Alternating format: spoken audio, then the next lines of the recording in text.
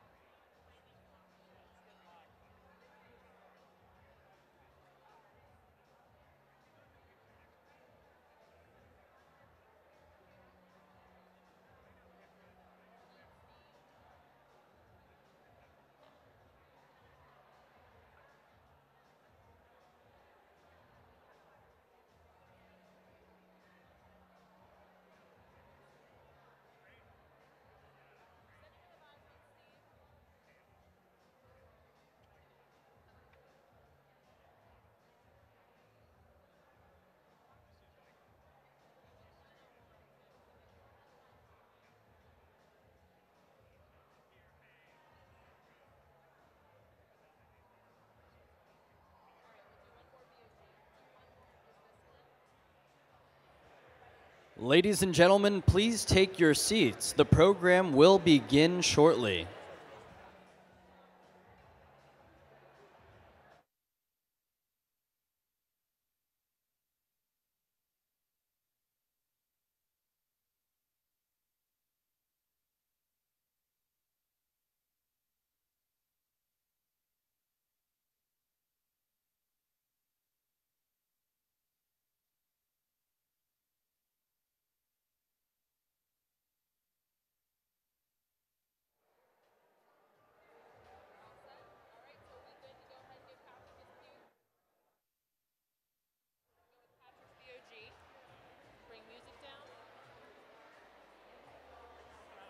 Please welcome the Atlantic's Patrick Garrigan.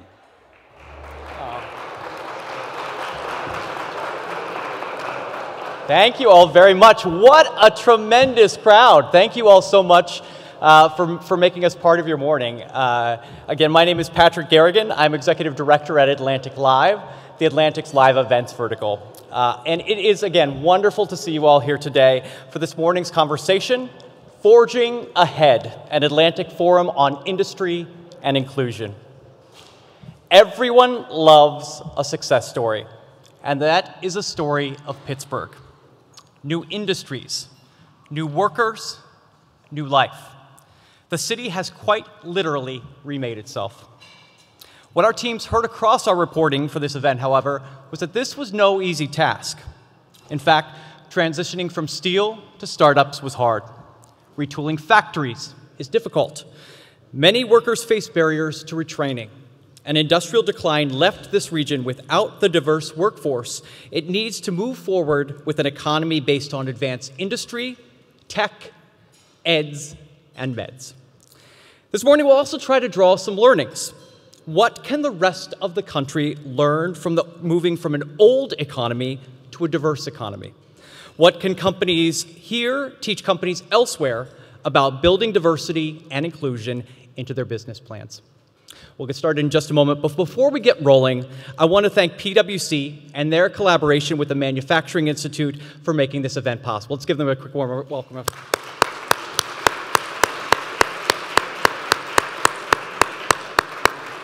We remain incredibly grateful of PwC's support of all of our work. And if you haven't had a chance, be sure to check out their display there in the back. And as you probably saw when you first came in, be sure to check out the CEO Action Unconscious Bias bus out front. So that will be available at the end of the program as well.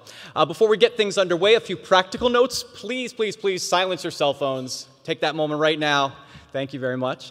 But don't put them away. We want you to participate in the conversation online. You can tweet at us using the handle @AtlanticLIVE, and then across whichever social platform you're on, you can use the hashtag #AtlanticForgingAhead. Again, Atlantic Forging Ahead, all one word.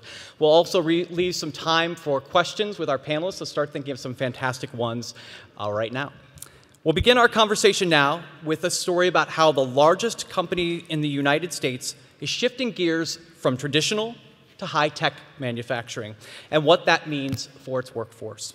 For that, we are delighted to welcome Barbara Humpton, the CEO of Siemens USA, here to lead the conversation, my friend and colleague, the Atlantic's Washington editor-at-large, Steve Clements. Thank you, Patrick. Barbara, Patrick always has too much energy. Good to be with all of you. I'm so tempted to do this YMCA dance up here, but I'm going to spare all of you that. But in the spirit of that, I look around this room and I look at part of the theme of today of looking at, revival, what's happening in kind of business and teams and thinking about today. And we were talking a little bit about Siemens owns one of the first energy turbine manufacturers in the United States in Norwood, Ohio. And I spent some time there. And when you think back 130, 140 years and think about what it took to create success then, I'm interested in how you have 50,000 employees in America, 1,200 here. What is different between Siemens then and Siemens today when it comes to making an operation work? Great question and a great way to start. Yeah, let me just start by saying Siemens is the biggest, oldest company in the world. So for over 170 years worldwide, 160 years here in the US, and you ask yourself, how do you keep a thread like that going? And it's fascinating because it has nothing to do with technology, but it has everything to do with ingenuity. The idea that Werner von Siemens, as he began his company, wanted to address things that really made a difference at that time, bringing technology to society at a time when communication was just being developed, where power generation was becoming a thing, electricity. And this has been the thread that has run throughout Siemens history, ingenuity. So here we are in the fourth industrial revolution, and we've gone from steam to electric to automated and now digital. And Pittsburgh tells that story too, right? Pittsburgh is often spoken of as it used to be a steel city, and now it's a tech city, but that misses the point. The real point is that what's happening now is the convergence of the real world and the digital world. The bringing together of both the physical manufacturing that Siemens has long been engaged with, and now what digital technologies can do for us, and taking things to the next level. So, yeah. So, but when you think about it, we were talking about the people dimension, and I'm always sort of, I know the answer to this question, but, it still feels uncomfortable out there when we look at robotics, you look at the digital age that's hitting us, you look at what's coming on. You ask, you think back to that 2001 article by Bill Joy on the front of Wired magazine called "The Future Doesn't Need Us." Do people have a place in Siemens' future? Absolutely. More than buyers? Absolutely. No, actually, so let's think about from the first time a human picked up a rock and used it as a tool, right? Tools have elevated the role of the human. Tools have made us more productive. And what's happening right now, in fact, Ginny Rometty is the one who talks about this most clearly. Ginny's the CEO of IBM. What she'll say is it's not artificial intelligence, it's augmented intelligence. And the role of people at each one of these stages, as we've introduced new tools and technologies, has been elevated. In fact, what we're working on right now at Siemens is what is humanly possible? What's humanly possible? We're going to be able to do things with the help of technology that we've never been able to accomplish before. One of the big changes in 100 years and it's a big focus of the Atlantic in our editorial work, but it's a political issue in California and other places, is workplace diversity, gender, race, what's going on in communities. And when I think back again to the story over a century ago, that was not an obsession of the corporate world. It was not obsession even of communities and states and local areas. So I'm interested in how you look at the question of gender and racial diversity and that dimension of your workforce and how it contrasts with the past. How do you think about diversity? Oh, gosh. Diversity is a huge topic for me personally, and it's a big topic for us as a corporation. And why is it a topic for you personally? For me personally, I began my career really not knowing where things would lead. And boy, my eyes have been open to the kind of purpose I can help fulfill. I'm a purpose-driven individual, and this idea that I get to work at Siemens and I get to work on megatrends and solving problems that desperately need to be tackled in the world with the talent of our workforce. But here's the question. If the talent pipeline is only half full, what are we missing out on? Right. Now, people have been saying to me, yeah, Barb, I hear you say diversity really matters, but help me understand why. And I told Steve before this, ask me about dodgeball. I just know the movie. Well, here we are in a gym, right? And I Yeah. understand some of the guests last night in this hotel played dodgeball. Really? Yeah, raise your hand if you played dodgeball last night. Cast your mind back to middle school gym class. And you've just been tapped to be the captain of a team. And now you're going to stand in front of the whole class and you're going to pick the members of your team. Well, in dodgeball, the skills that are needed are pretty well distributed through the population. Agility, speed, a good throwing arm, etc. It can take all kinds of talent to be great at dodgeball. But what if half the class didn't show up that day? What if a bunch of the kids in your town didn't go to that school but went to another school instead? What if you just didn't have access to those folks? You'd pick your team, you'd take the best you've got, and you'd play your game of dodgeball. You and your opponent would both play great games of dodgeball, but you wouldn't be playing world-class dodgeball. Are you following my point here? My point is, what we're trying to do in manufacturing is get more people into the room. I want more people to know that there are great careers in manufacturing and that the manufacturing world is high tech and you can take advantage of all those digital skills as well. Get in the room, raise your hand, get on the team, because what we want to do is elevate the game, not just for Siemens, but for the entire sector. Do you think, I've been all around the country doing events like this, looking at the future of manufacturing, digital participation. And one of the things that's become very clear, talking across generations, is that manufacturing has a very clear stigma. That a lot of people don't want to get into manufacturing, that their grandparents, their parents of young people today say, this was an industry that was hollowed out, we were cheated, pensions were taken, it's a bad story. And become a lawyer or a doctor or something else and go a different route. What do you think needs to be done to turn that around? Because I don't know if you agree that there's a stigma, but I got to tell you, I see it all across the country and wonder what you think needs to be done. Yeah, we're working on this hard. In fact, one of the great privileges of my position is I serve as the chairman of the board of the Siemens Foundation. We're investing a significant amount each year, and what we shifted our focus a couple years ago from a world-class science competition to addressing the middle skills. The middle skills of coupling manufacturing with the technical skills that are going to make manufacturing truly great.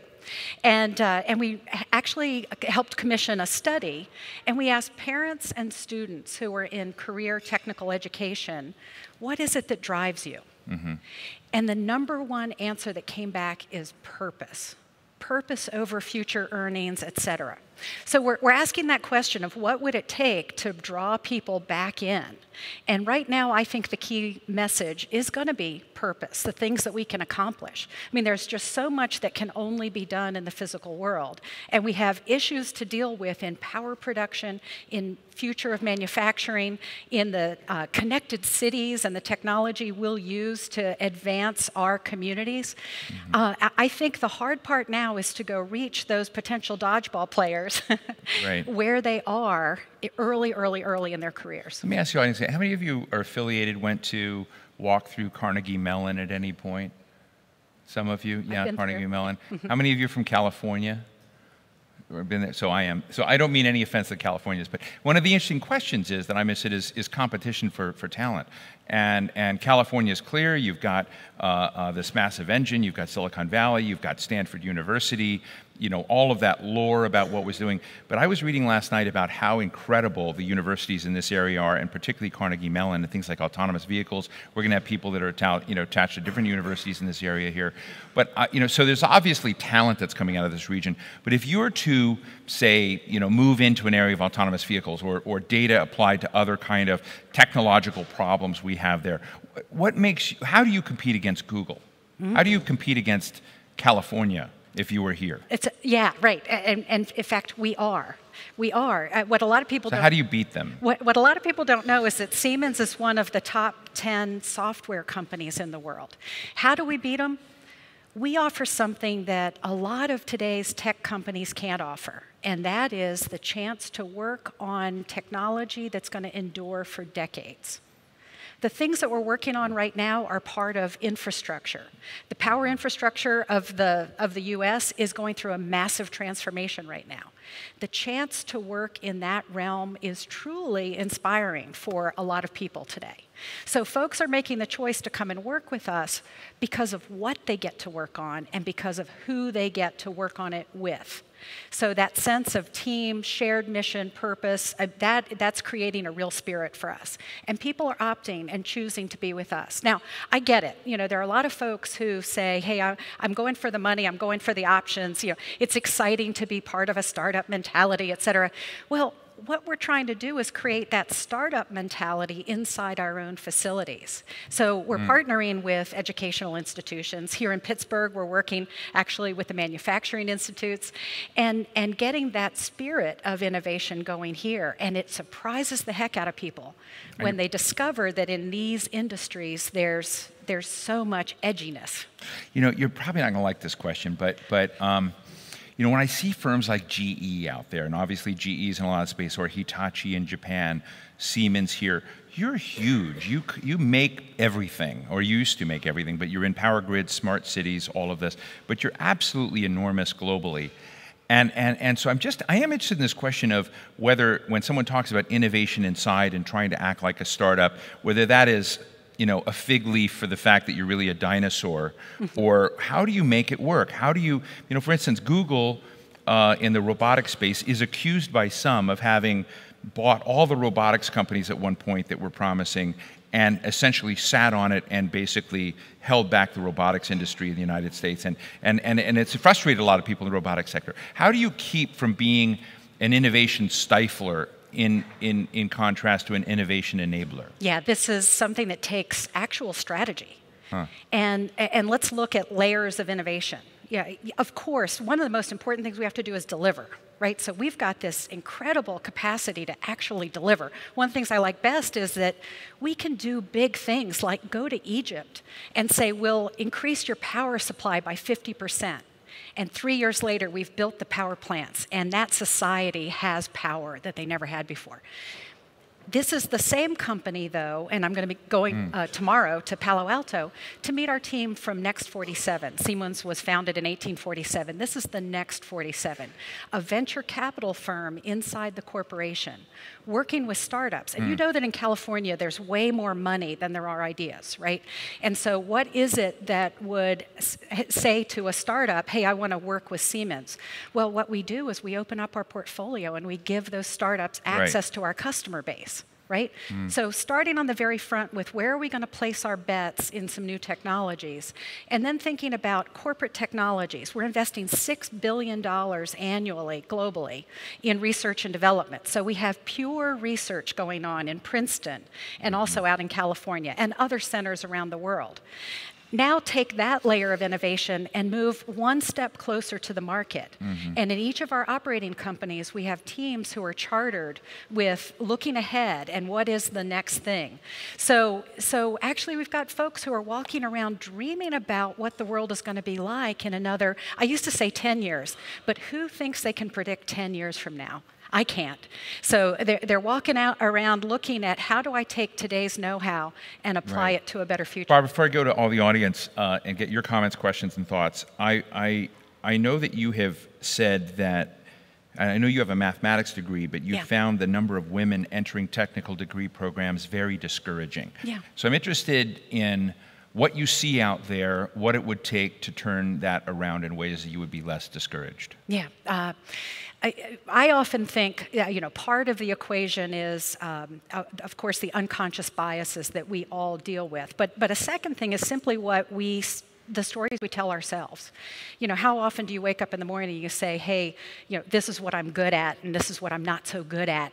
And I think women need to hit pause for a moment and say, I could be good at that, and let me give it a shot. So I've had the privilege of coming up through a technical career and finding myself in a position where my skills and abilities are vitally needed in our industry. I think more women need to question that. Another thing is men and women wonder about how parenting affects their overall career. And a lot of women traditionally have said, boy, if I take time off for kids, that's going to put a big dent into, you know, my career plans. Well, careers last decades longer now than they did when I got started in the 1980s. And so my message to folks is you have time. Take your time with your family. Do what's right for the kids and be there for them, and know that you can engage and really advance in a career that's going to give you decades of productive years after the children are raised. Take a swipe at somebody. Do you think there's anybody wrong in that equation? You know, when I look at women in the legal profession or others, they're penalized in their provision if they take time off for their family. I just want to, you know, you to be nasty to someone. You're so nice. You know, anyone you think should pick up their act a little bit in terms of making that easier, not punishing women's careers and whatnot, or any spouse's career for taking a sidestep to deal with these things. When I look at the social compact, I'm just wondering if what we have today works. Just real short form, and I want to go to folks out. Listen, I think we have to question everything, and so I think it's in the hands of the person who wants to do something now, right? Mm-hmm. The laws of the land are such that we have a fair shot on goal, and I say now, if you want to do something, then you need to raise your hand and say, hey, here's what's holding me back, and let me help fix that. Great. Let me go to all of you. Questions, answers, questions, comments. Yeah, I'll take answers too. Come on. Cries of protest. I'll go to my friend in orange in the front if we don't get any question. You have one? Oh yeah, go ahead. Sorry, Todd. I'm picking on him because he's got a great outfit. You know, the orange. I love that orange. So, yes. One of the things that I found in my career that drives diversity is flexibility. Can you talk a little bit about what Siemens is doing to provide a flexible workplace for their employees? Right. Yeah, Did you hear that? Yeah, the Could question you about... repeat it, because I couldn't hear it? Yeah. No, not her. I would just... Yeah, why don't you give us a the question is, the comment is one of the real tools to help women, especially in the workplace, is flexibility for balance. And what are we doing at Siemens? I think we have traditionally provided, what I'll call industry competitive offerings. Flex work where that's possible, teleworking, work from home when that's possible. I have an office in Washington, D.C., and on many days you'll see the workforce kind of flow in mid-morning and people start to drift out mid-afternoon. And yet it's one of the most productive teams I've ever dealt with. We offer those. We offer, family-friendly benefits, et cetera. But now we're really thinking about more. We're investing $50 million a year in ongoing education, because the really key thing now is agility, the ability to learn as people progress through. So that's where we're morphing our programs. Another question. Hi, I have a question. We seem to be going through a period of time right now where there's mixed messaging, and in some cases even messaging against diversity and inclusion in our society. What are some things that Siemens and other companies and our regional leaders here in Pittsburgh can be doing to make sure that this conversation keeps expanding and moving forward? Thank you for that great question. Did you hear that? I want to make sure I understood it. Why don't you? So the question is, the echo in here, you guys I hope can hear everything, is essentially what can we do to keep the discussion about inclusion and diversity expanding in a time where some of those topics are so politically toxic. I'm adding some words that, the terrain out there throughout society is that there's a big movement against diversity and inclusion, if you will. What is Siemens doing to continue to expand that conversation rather than to acquiesce to one? I'm really glad. Is that fair? Yeah, I'm really glad you asked that question, because there's something else going on in our society right now, which is we have an administration that is saying, frankly, we want to have less regulation, we want to get out of the way, right? So businesses have this opportunity to step forward and lead. And I'm going to tell you, businesses have a responsibility to lead. We provide for jobs that sustain families, and so we've got a responsibility to keep this thread going. The reason we're talking about it as Siemens is because it's a business imperative.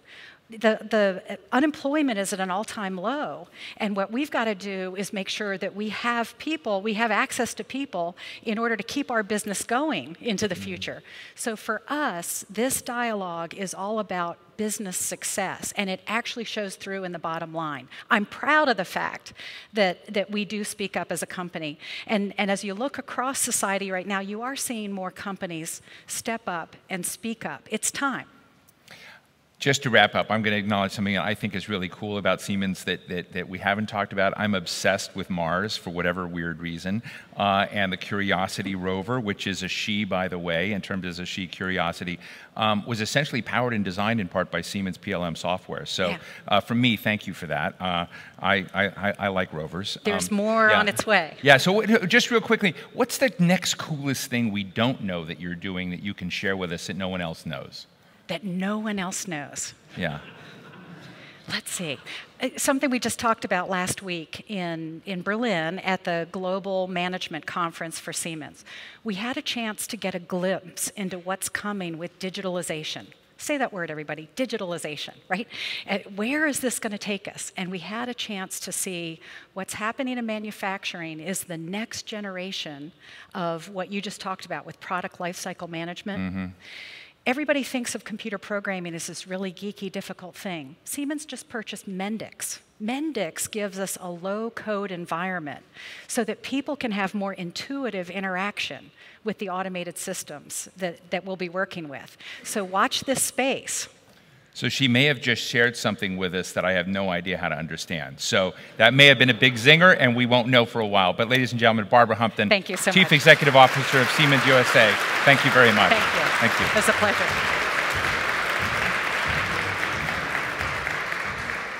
For a conversation about who's sharing in Pittsburgh's most recent renaissance, please welcome Byron Clayton, CEO of the Advanced Robotics for Manufacturing Institute, Melanie Harrington, the President and CEO of Vibrant Pittsburgh, and Andre Perry, a David M. Rubenstein Fellow with the Metropolitan Policy Program at the Brookings Institution. Here to lead the conversation is author and journalist Kathleen Koch.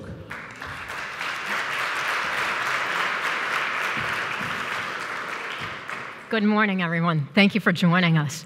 Byron, I'd like to start with you. You grew up in Ohio, in the industrial Midwest. Your parents both worked in industry. They were members of unions.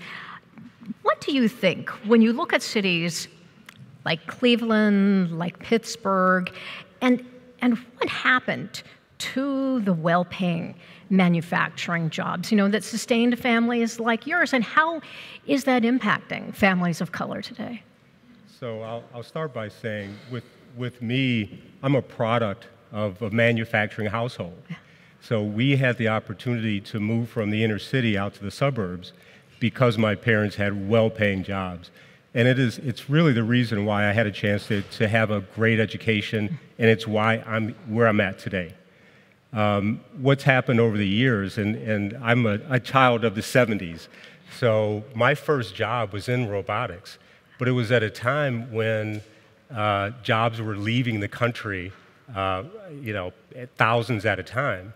And so I watched my parents, friends of my parents who were laid off, and what happened was now there's a gap. When I grew up, we were able to, I was able to have a really great education, but the people that came after me, their parents weren't able to do the same types of things my parents were able to do for me. And so, now we have where I did better than my parents. I made more money, I had more opportunities. Now we're seeing the opposite effect, where a lot of parents, they can't afford to give their kids that same kind of head start. And so the kids are not doing as well as the parents.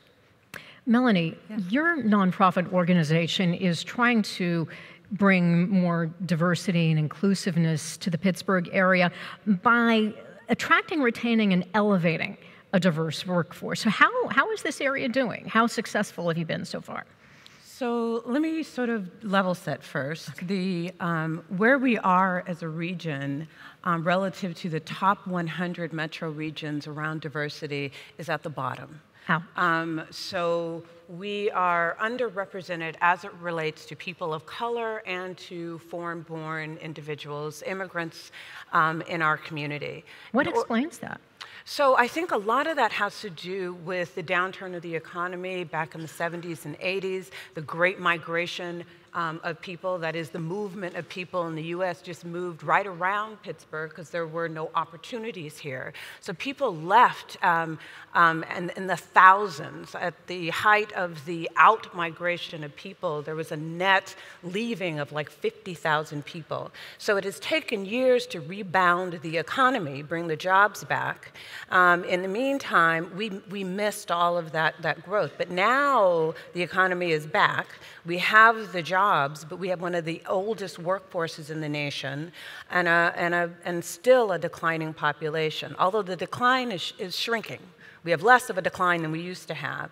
So in order to grow a region, you have to have a strategy around attracting a diversity of people. So as this change is occurring, is your job then getting easier or more difficult? Actually, it is. I feel like we are beginning some momentum, but we can't relax. And this is I think the challenge, that momentum can sometimes breed a bit of laziness. Complacency. And complacency. And so it is time to really double down on our efforts regarding making sure that we are an attractive and welcoming place, which means then you have to be a place where people can grow vertically, laterally. They have to see Pittsburgh as a destination where they can advance. Andre, you grew up right outside Pittsburgh in a little Wilkinsburg. And graduated right down the street at Peabody High School, now the Obama School. Good to be back home then, huh? Always good to be home. So you wrote a really cool op-ed in the New York Times that talked about the tech boom in Pittsburgh, but how some people are being left out. Tell us about that. Yeah, technology can be used as a tool to bring people together. Clearly, technology connects us all, but it can also be used as a wedge to divide already segregated neighborhoods. The segregated lifestyles we lead day to day play themselves out in who we extend capital to and who we give opportunities to. And where I'm from in Wilkinsburg, when you say you're from Wilkinsburg, there is this assumption that you are not as valuable, you don't bring strength, you are violent.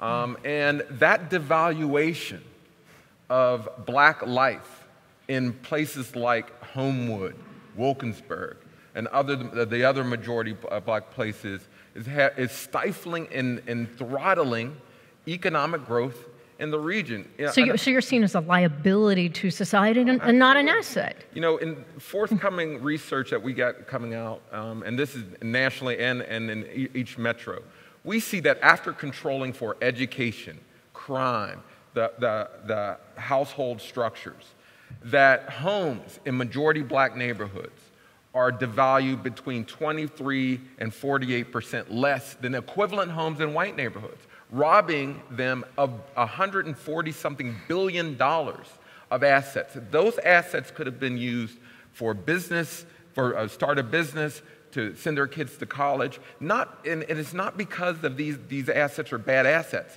It's because they're devalued. The same thing plays out in leadership, in education, in jobs, that we've got to open ourselves up to economic growth we all can have, but yet we devalue people because, and I'm clear about this, it pays for some to devalue others, but it hurts us collectively in the long run.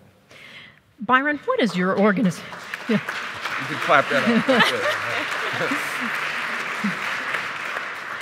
Byron, what is your organization doing, if anything, to address some of these issues that Andre raised? So, I'm glad you asked that, because I want to pick up on something that Andre mentioned, and that is tech can sometimes divide communities.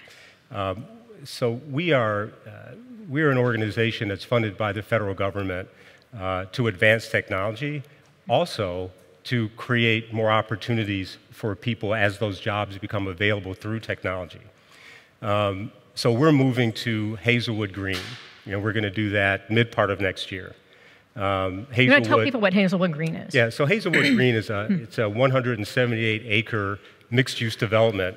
It's one of the last places, if not the last places in Pittsburgh, where you have that kind of area to develop. And you're one of the first tenants, We're going to be the first tenant, along with Carnegie Mellon University. We're the first tenant. And it's really important to us to become good neighbors. And to your point, the area is a transitioning neighborhood, Hazelwood. And I'm not from Pittsburgh, so I'm just learning the different neighborhoods. But one of the first things, and we're looking at that now, we're still a ways from moving in, but we want to be a good neighbor. So we've already reached out to the community to find out, within our mission, what can we do to help? Because the last thing that we want to do is to show up in the neighborhood and be the shining beacon and really not pay attention to anybody or anything in that community. when we move in, we're part of that community, and we want to contribute to the community. So one of the things that we've done, we reached out to Tim Smith, who runs the Center of Life, and I see people shaking their heads, you must know Tim, to talk about what can we do, and we've already started to talk about not just what can we do to expose kids to some of the opportunities in advanced manufacturing, but how can we work with the families as a whole? And we think that has, it has a lot of merit, and we want to really pursue that. Melanie, what do you think? Projects like Hazelwood Green, how important can they be in helping these communities that have been struggling? And are there any cons to the pros? So they can be tremendous assets. I've met with colleagues of Tim's as well and been to the center, and what they told me is they need jobs. So the family members of the children need opportunities to work in their neighborhood. And so the employers that are coming in can think about ways to actually employ the people that surround this development would be, huge, would be huge. I think also thinking about mixed income housing, there are a number of ways in which people who come in and make an investment in their businesses can also make an investment in the community that have all kinds of ripple effects for everybody in that community. The downside is when that doesn't happen. And then they come in, they don't employ the people in that community, housing prices go up, rents go up, people can't afford to stay, they're pushed out, and so they don't get to take advantage of the rise of this community. Their own community they become displaced from their own community. Now, you were telling me backstage this is starting to happen already. People are already seeing housing prices go up, and they're concerned. In this neighborhood. So rents are up, housing prices are up, and even for the people that may own something here, they may not be able to pay the taxes on the property that they currently own, and so they can't afford to shop at the stores that are high income attractive kinds of stores, and so we don't want that to happen here. One of the challenges, I think, with our transformation here in Pittsburgh, which has been unparalleled, I mean, truly the phoenix rising from the ashes, is to continue to leave behind people who waited for this rise to happen, and then they aren't able to really enjoy and take part in its rise. I just want to add to this. There's a promise in place-based strategies that's important. We do need to focus on neighborhoods. However, you have to invest in people first. If you don't invest in people, investment in place leads to displacement and other things. So why aren't more businesses and nonprofits, foundations, universities investing in majority? Yeah, that's the question, because neighborhoods. I mean, like yours. But in the op-ed, I just felt the pain when I read about the community next door. It was East Liberty.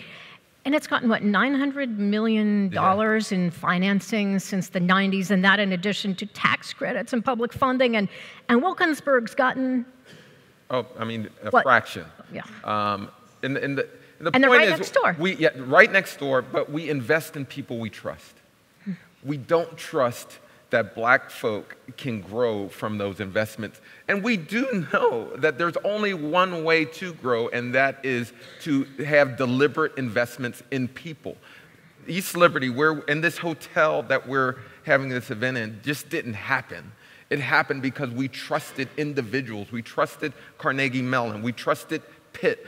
The reality is we trusted people that didn't have deep ties to the black communities in Wilkinsburg and Beltsuver and Homewood. We need to find people that we trust who happen to be black, who happen to make money, but also have ties to black people so that those dollars can flow. Proximity is no guarantee for growth. You can be right next door. In fact, we have folks right across the street who do not know this is going on right now and would not know But we've got to figure out ways to invest in people so that it can disperse to other folks.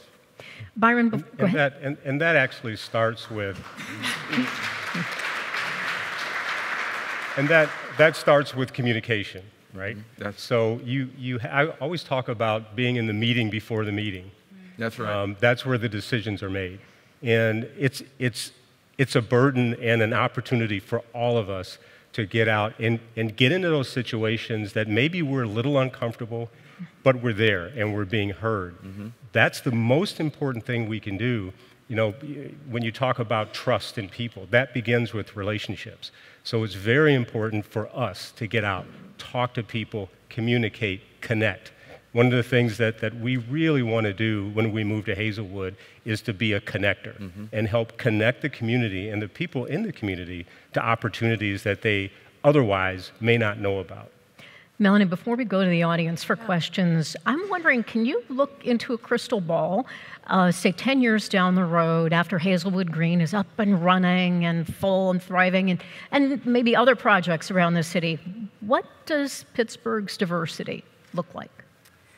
So I have looked into that crystal ball, and the diversity of the region is growing.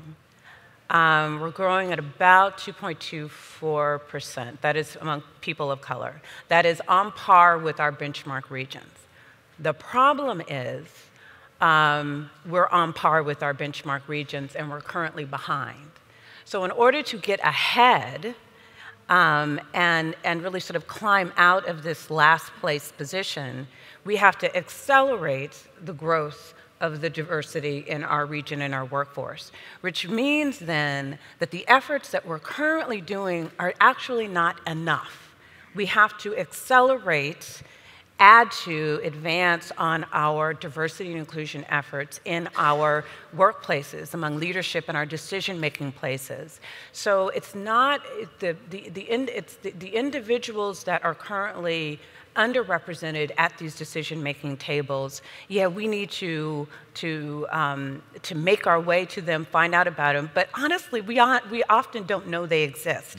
So it is incumbent upon the owner and the people currently at the decision-making table to understand the cost of doing nothing, as Andre has talked about, and create and go out and make sure that our decision-making tables are represented with people from all different types of communities, of all different types of backgrounds.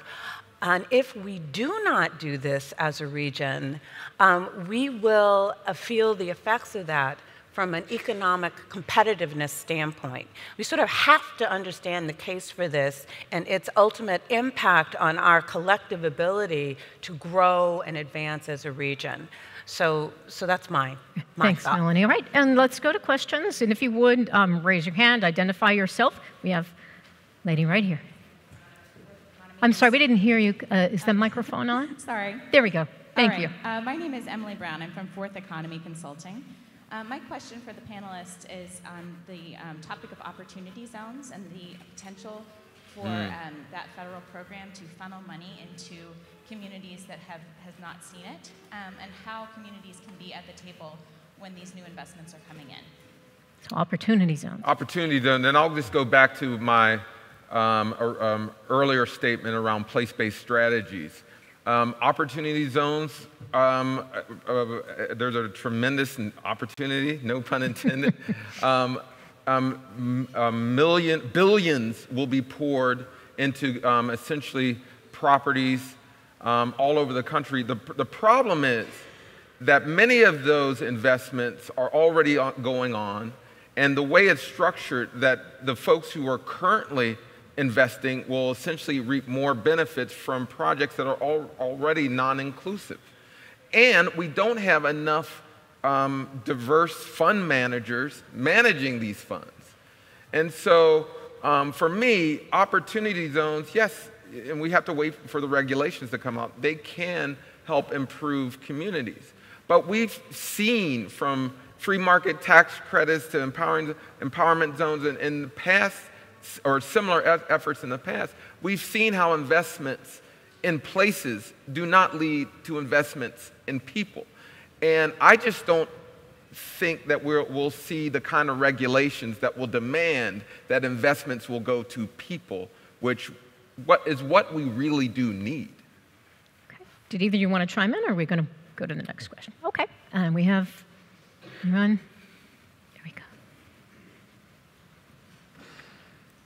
Hi, my name is Disha Filya, and I first want to thank the panelists for your candor in this conversation. But I want to know, why do you think it is that it's easier in conversations about diversity and inclusion to talk about gender and not race and other factors of diversity?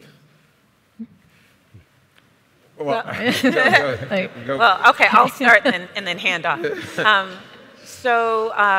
There are some demographic groups that are easier for people to talk about because they don't create the kind of pain, discomfort, difficulty for them. It is difficult for many people to talk about the issue of race. And a lot of times they want to pull away from it because it's difficult.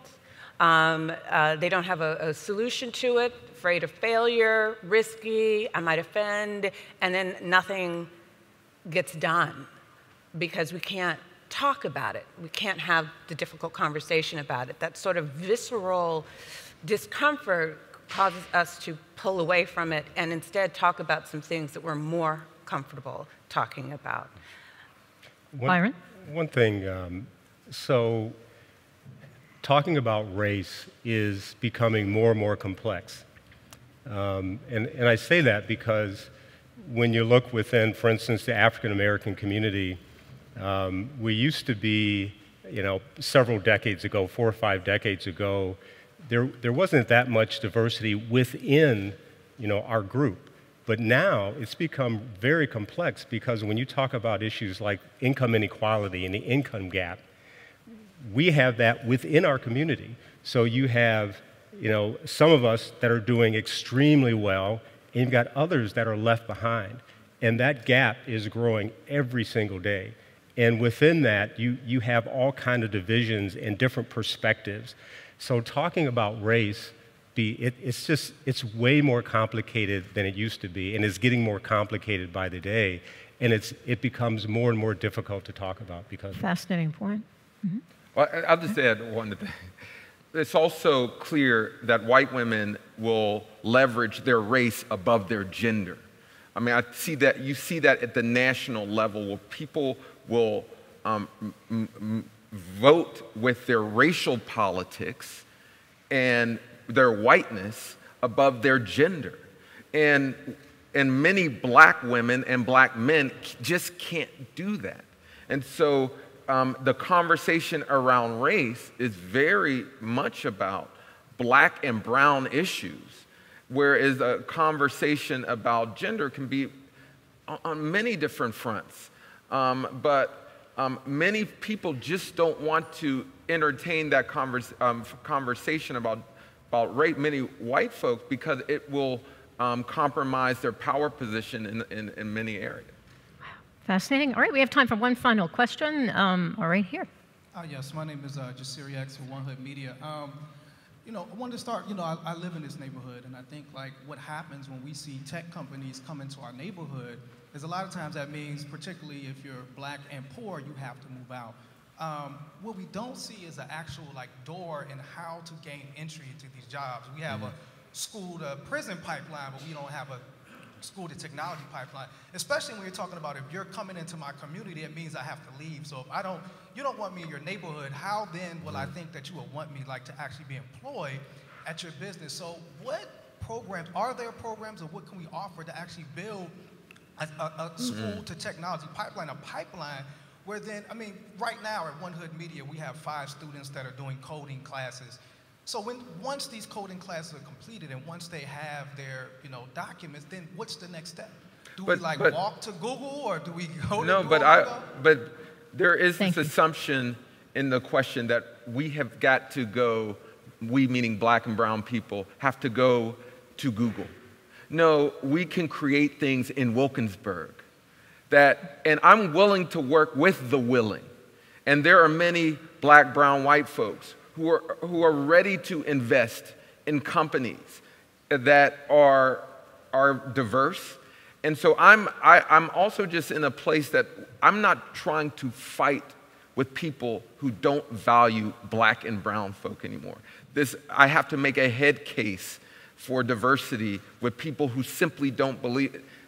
I'm just done with it. I am interested in working with firms, government structures, individuals who are saying, hey, I believe in diversity. I believe in making money. Let's invest in you. And that's where we need to focus. Byron? So one of the things that's going on right now, when you look at manufacturing, there's a huge manufacturing workforce shortage. And that's helping to change some of those attitudes because even companies that are slow to change, economics are pushing them to change and to cast a wider net. Whereas just a few years ago, they may not have looked at community college students or looked at certain emphasized talent populations, women, minorities, the incarcerated, people transitioning. Now they're being forced to look because there's a shortage. And for people that are out there that are saying, you know what, I'm willing and able to learn new things, I want to investigate, I want to learn, I want to skill up. There are opportunities. It's up to us in positions that we can help create those pathways and make those connections to really clear the path for people to find those opportunities and have easier, less expensive pathways to get there. But there are opportunities out there, but we need more connectors.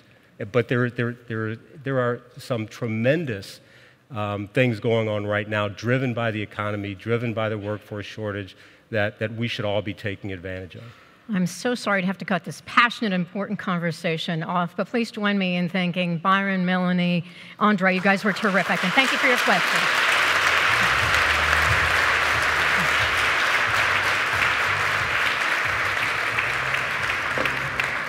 To talk about what his company is doing to build a more inclusive workplace, please welcome Luis Van Aan, the CEO and co-founder of Duolingo. Back to lead the conversation is the Atlantic's Steve Clemens. Hey guys. So let's just ask this now. How many of you know Duolingo? Woo! There are a few hands out here who don't. Just give us a quick snapshot for those who don't know how prominent and prestigious you are as Pittsburgh's most valuable startup and what you do. It's extremely prestigious. No. We are literally next door. That's why we were here. Yes, yeah. Our office is next door. We're a tech company. We teach languages, so we have a website and some apps to learn languages. Duolingo.com. We launched in 2012, and since then we've been very lucky that it's become the most popular education app in both iPhone and Android devices. We have over 300 million users worldwide. And there's a lot of really interesting statistics. For example, there are more people learning languages on Duolingo in the United States than there are people learning languages in the whole US public school system. Yeah. That's a conversation stopper. Wow. That's fascinating. Well, today we're out, talking about workforce, how to make the economic equation work in places like Pittsburgh. I was amused reading about a billboard you posted. Was it on the 5 freeway? Which freeway were you on in Silicon Valley? US 101. This is the most obnoxious thing a CEO in Pittsburgh could do. But tell them what you did. Yeah, I mean, we got a lot of press based on this. So here's basically what happened. We wanted to have we get a few applicants from Silicon Valley who want to work for us, and a lot of times they tell us that one of the reasons they're looking to move here is because they could actually afford a home. So we decided, why don't we just put a huge billboard in kind of the most transited highway in Silicon Valley. The billboard basically said, work in tech, own a home, move to Pittsburgh. That's all it said, and it was this humongous billboard. So we decided we wanted to do that. it turns out billboards in US 101 are actually pretty expensive. So then when we heard how expensive they were, we didn't want to do it. But somehow my co-founder basically told the billboard guy, listen, if you ever have anybody cancel on your billboard and you have a spot, we'll pay $10,000 to put a billboard in there if you ever have a free spot. Turns out a few months later, somebody canceled, and we paid $10,000 to put a humongous billboard in there that said that, and we got a ton of applicants. It's worked out pretty well. So billboard movies, I think, are doing pretty well right now out in Hollywood. So maybe that'll be part of your future. But you're out there competing for talent, and I was talking, because I'm so impressed with the university teams out here, the tech resources and assets that are in the Pittsburgh area, but I'm interested in how you look at team and competing for talent and why we're talking about diversity in a way, but what do you think comprises the workforce that makes Duolingo successful? What are the dimensions of that? Well, fundamentally we're a technology company. Right. So one of the things is 50% of our employees are engineers, computer engineers, right. Not like car engineers. We don't need those. We are huge believers in just hiring the very best. I mean, it makes a huge difference between an engineer that is kind of middle of the road and one that is really A+. I mean, one that is A+ is really, they call them 10x engineers, and it's usually 10x engineers. Yeah, it's usually they really are worth 10 times the middle of the road ones. Right. So our hiring standards are very high. We interviewed, so I mean, there's this number I was looking at. So we've had 90,000 people apply for jobs at Duolingo. And we've made about 300 offers in total. So we try to hire really good people. That's good, except this makes it hard to hire. We have not been able to hire super fast. So we have to try to get talent from wherever we can. Most of the people we've hired have moved from somewhere else to Pittsburgh. I think it's about more than 50% of the people that we've hired have moved from somewhere else to Pittsburgh. Is it hard for you to have a gender and racially diverse workforce, particularly in your engineering team? Well, it's hard everywhere in tech. I mean, this yes. Why? Well, there's years and years of probably I don't know what better words to use other than discrimination that have been going on. So we try really hard to try to have as diverse of a workforce as possible. We are not succeeding. We're doing what we can. We feel pretty good about our gender ratio just this year. So all the people that we hired to start this year, 50% are male and 50% are female, which we feel really good about that. That's in our engineering workforce.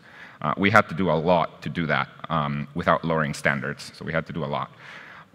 So we're good in that. We're good in Latino diversity, mainly because I'm Latino, so somehow other Latinos want to work with me, I think. We're not good, we do not have enough African Americans working for us. We're not good in that. So yeah, so for some things we're doing well, for some things we're not doing so well. What needles do you think you can move in that? I mean, for those of you who don't have a chance, just Google this guy, I guess, or whatever search engine you use. I want to be careful with. You never know who you're paying off for this, but your candor about what needles you're trying. You try to create very free platforms, language learning free. Make sure that people who don't have assets and resources can still have access to your platform. And so you come packaged with this kind of orientation towards a social justice dimension, if you will, to what you do internally. At least that's the impression I get. And I'm always tempted in this to say, if you had a competitor next to you who wasn't doing these things, would you eventually beat them because they're not? I mean, does kind of an all-white male engineering crowd in Pittsburgh, can they beat you, or does diversity pay off? Oh, I think it pays off a lot. I mean, we do it both internally and externally. Our mission, when we decided to launch Duolingo, this was a few years ago. The reason to start the company, at least for me, was because I wanted to do something that would give equal access to education to everybody. I was very fortunate. I had sold my second company to Google, so I wasn't doing this for the money. I was born in Guatemala, which is a totally weird thing about you, by the way. The other dimension. I mean, how many of you have typed in those little squiggly letters, to prove you're a human and not a bot, called CAPTCHA? This is the man who invented CAPTCHA. Sorry. And he gave it to Yahoo for free. Dude. Yeah, You know? I didn't know what I was doing back then. That was Clearly. But then I came back and I did another company Now you want based to make on that. some money? No, before. Yeah. I did another company based on that, and I did manage to make some money. But then after that, I wanted to do something that was really just related to my passion, which is education, right. and a lot of it has to do with me being from Guatemala. It's a very poor country, and in a place like Guatemala, the people who have a lot of money can buy themselves the best education in the world, or the people who don't have a lot of money barely learn how to read and write. So I wanted to do something that would give equal access to education, and this is where Duolingo came from. Yeah. Duolingo it's free. You can learn a language for free on Duolingo. This is part of the mission of the company. So we're not going to charge for learning a language, and even though that has been the case, there are other language learning companies that make software for learning a language. Rosetta Stone is one of them. There's a few others. We have this mission. We do make money. The way we make money is we put ads at the end of the lessons. But we have enough users that we are now making significantly more money than all these other companies that are just trying to charge users to do it, whereas we have a free product that is actually able to make more money. So I really believe that has worked out for us. In the case of diversity, I mean, at the end of the day, we have users in every single country in the world. Only about 20% of our users are in the United States. Our users are 50-50 male, female. I believe that it is important that the people who work on the product reflect our user base because, for example, we have a ton of users in Brazil. At first, we had no Brazilians working for Duolingo. Eventually, we hired a couple of Brazilians, and we realized all kinds of things we were doing wrong with Brazil because we didn't have any Brazilians, and then they just told us, no, in Brazil, things are like this or things are like that. It's the same with gender diversity. I really honestly believe we are creating a better product just because we have a slightly more diverse workforce than a bunch of white dudes. Just real quick, I know Bill Gates calls you occasionally on AI and just short form. I'm interested in, when Bill Gates calls someone regularly, I guess you've spoken to him, a dozen or so times. What does he want from you? Money. No, I'm kidding. No. No, but what I mean, I know he's talking to you about artificial intelligence, and I'm always intrigued with technology and advancing where we fit in the future. And so, what are you doing with AI that intrigues Bill Gates so much? Well, I mean, of late, the main reason that he has been interested in talking to us is Duolingo. I mean, he's really interested in education. He's actually a Duolingo user, which is actually one of the things that I'm. What language is Bill Gates trying to learn? I'm not going to. I'm not supposed to say anything about our users. This is like some privacy stuff. I tried. It is not English. I'll tell you, he's not trying to learn English. That's tweetable. Bill Gates is not using Duolingo for English. Yeah. But this is one of the things that makes me the proudest. The fact that he uses our app, and on the other end of the spectrum, children in public schools in developing countries also use our app. And if you go to a public school in a developing country, you really don't have a lot of money because public schools in like Guatemala, they're pretty bad. Right. So the fact that basically the richest men in the world, or used to be the richest men in the world, and poor kids in developing countries are using the same system, that is really what made me the proudest, because it's really, more money could not buy you a better system. Right. Fascinating. Now, in his case, I mean, he's really interested in just how to be able to teach better, more efficiently, and with more capital efficiency. I mean, this is, the nice thing about teaching with apps is that it's actually really efficient. I mean, I don't know how much we spend in teaching people here in the United States. It's probably spend $10 million a year supporting the system to teach people here in the United States. But we cover more people than the whole US public school system, which teaching languages, it probably spends $10 billion a year. So it's just very efficient. Now, I'm not saying that Duolingo is necessarily more effective than a classroom.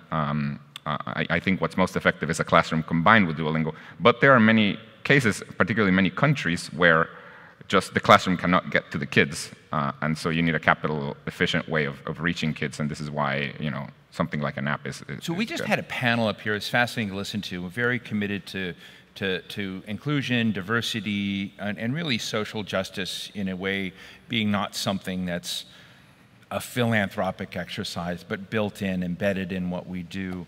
And I'm interested if you took your hat off as a CEO and we turned you in charge of being a Pittsburgh bureaucrat. What would you do to fix the problem that I think some of us are struggling with here today of creating, dealing with bias, dealing with discrimination, dealing with opening these pipelines? When you look at it, what would be 2 or 3 of the things you would immediately do to begin moving needles from your experience? Holy crap. Look, these are really hard problems to solve. I don't claim to have great answers. I'm actually, one of the things that I am amazed at. Last week we tweeted from the Duolingo main account, the main Duolingo Twitter account. We have a ton of followers that we were very proud about our gender ratio, for example, and it was amazing how many people were tweeting at us, in response to that, who were really pissed off at this. I should say at you? Yes, at us for this. I should say they were all men. They basically accusing us of discrimination against men. Against men, because how could we have a 50-50 female ratio? Obviously, we're discriminating against men if we have a 50-50 ratio, which blew my mind that people were tweeting that at us. And so I tweeted another thing. This was from my account, basically saying, I probably got a little too emotional. I called these people idiots. Shouldn't have done that. Yeah, you use colorful language in many of the interviews. But it is amazing how we got really pounded on this. It's really basically we got accused of discrimination, etc. And by the way, the way we got to this gender ratio was as follows. We did not lower our bar. What we did is we actually went and decided we recruit from universities.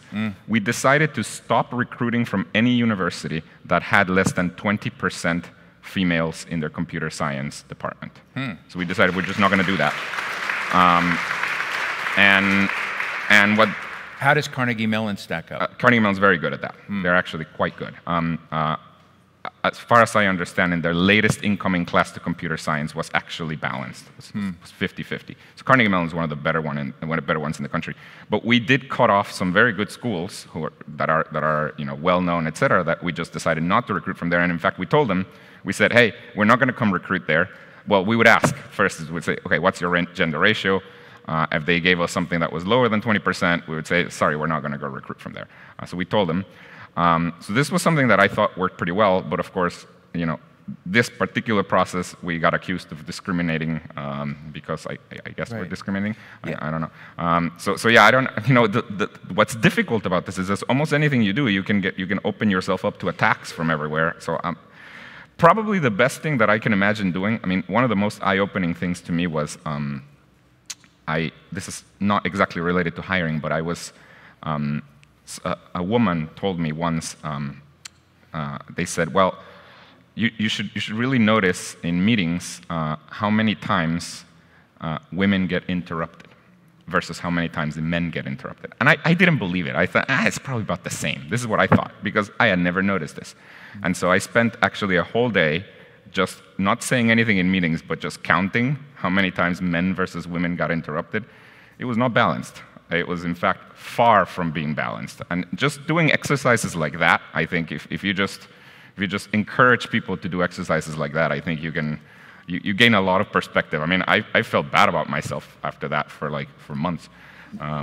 Not to nudge you any direction or other, but I don't know the local Pittsburgh paper, but that would be a fantastic op-ed if you wanted to write it. So let me open up to the floor and questions. We've got one in the very back. Yes. Hi. Williams, I commend you for what you shared about not recruiting from universities that have less than 20% of women. I want to challenge and maybe stretch you a little bit, though. What would it look like if you did that for people of color? Yes. What would the diversity of your organization look like? Because you talked about how that was a struggle in the beginning. Right. Terrific question. That's an excellent question, and it is something that we've in fact talked about this year. We tried to do this, spend more effort. So there's some schools that do much better in terms of of that type of diversity. So we're trying much harder to recruit from there. and hopefully that'll, I mean, this is our next biggest priority, is to fix that issue, because at least for our own workforce, because I know we're sucking at it. We're not doing well at it. Terrific. Right here. Hi. I'm Janara Solomon, Executive Director of the Kelly Strayhorn Theater. Be a little bit closer in the mic. The acoustics are hard in this room. Hi. Yeah, okay. Janara Solomon, Kelly Strayhorn, right across the street. We're one of the places that Andre talked about that sometimes people don't trust. But we are incredibly excited to have this conversation happening here in our neighborhood. And Luis, I'd like for you to talk a little bit about, one of the things that I'm thinking about related to the last conversation. There was a little bit of a mention of what gentrifiers can do to create authentic relationships when they arrive in a neighborhood. And Duolingo has, as you said, less than 20% of the users are American. You have an international profile. Can you talk a little bit about the ways that you all have worked to create authentic relationships here in this neighborhood? Terrific. Thank you for that question. Yeah, that is a really good question. I mean, this is, we've tried hard to be good neighbors. We work with the Kelly Strayhorn Theater. We worked with a few organizations here, the Circles organization, and we've tried to be really good neighbors. Actually, a lot of the people that work for Duolingo are very passionate about this, being good neighbors, and so we try to have, we try to invite people from the neighborhood and kind of listen to their perspectives, etc. I'll just tell a funny story. There was a demonstration about, it was about this new complex that they're trying to open over there with, I don't know if the Whole Foods is going to end up going there or not, but at the time it was a Whole Foods, and a lot of our employees, I think it was a demonstration against gentrification of some sort, and a lot of our employees went there to demonstrate, and I found that pretty interesting because I was like, I think we're the gentrifiers, guys. But kind of they give your people a lot of flexibility. Yeah. I mean, they went. This is not, but they were demonstrating. But it was a very funny thing because from the office, in the office we're a tech company, so we treat our employees, very nicely.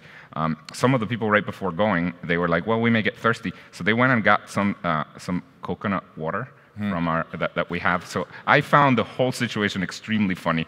These guys taking coconut water to go, in case they get thirsty, to go demonstrate. So against you? Yes, yeah. It's not exactly against us. I mean, I don't think we're necessarily at fault with anything here, but I mean, I think it's a very complex situation in that respect. But we really do feel like that we owe it to the neighborhood to really blend in and to have a to have everybody can happily be here. It's a great question, and we're right at the end of our time. Oh, do we have fast question, fast answer? And I'll leave mine till the next session. Yes, go ahead. Good morning, thanks. My name is David White. I run the bike share program here, Healthy Ride. So I'm going to ask you to speak a little more louder. Slowly. Yeah. Oh, slowly.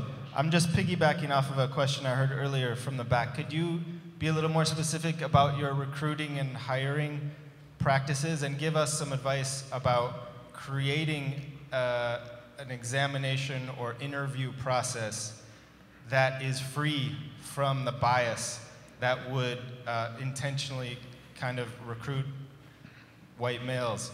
How do you create a thorough interview process that is free from those types of bias? Awesome question to cap this off with. Yeah, so your question is how do we make our interview process as bias-free as possible? I mean, and what advice do you give others? Yeah, so first of all, I cannot claim that our interview process is bias-free. I am certain it's biased.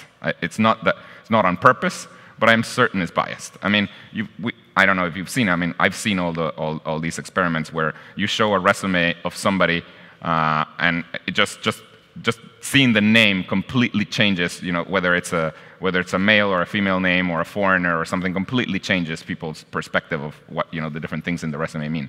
So we try to do as much as we can. We try to do name blind stuff on our hiring.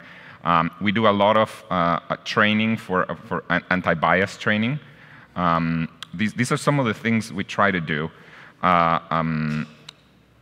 Let's see. What are other things that we do? I don't know. So anti-bias training.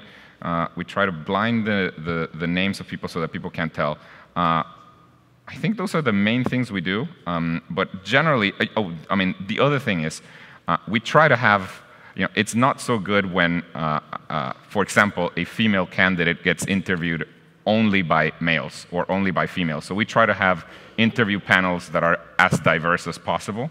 So, whenever you come to interview at Duolingo, we try that you get interviewed by different types of people, and I think that helps a lot. So we try to balance that. Yeah, well, I think those are the main things. Thank you. And Luis Fanon, thank you so much for sharing some of your insights and your practices. Thank you. Congratulations on all you've done. Luis Fanon, Duolingo. Thank you. Thank you very much. Thank you.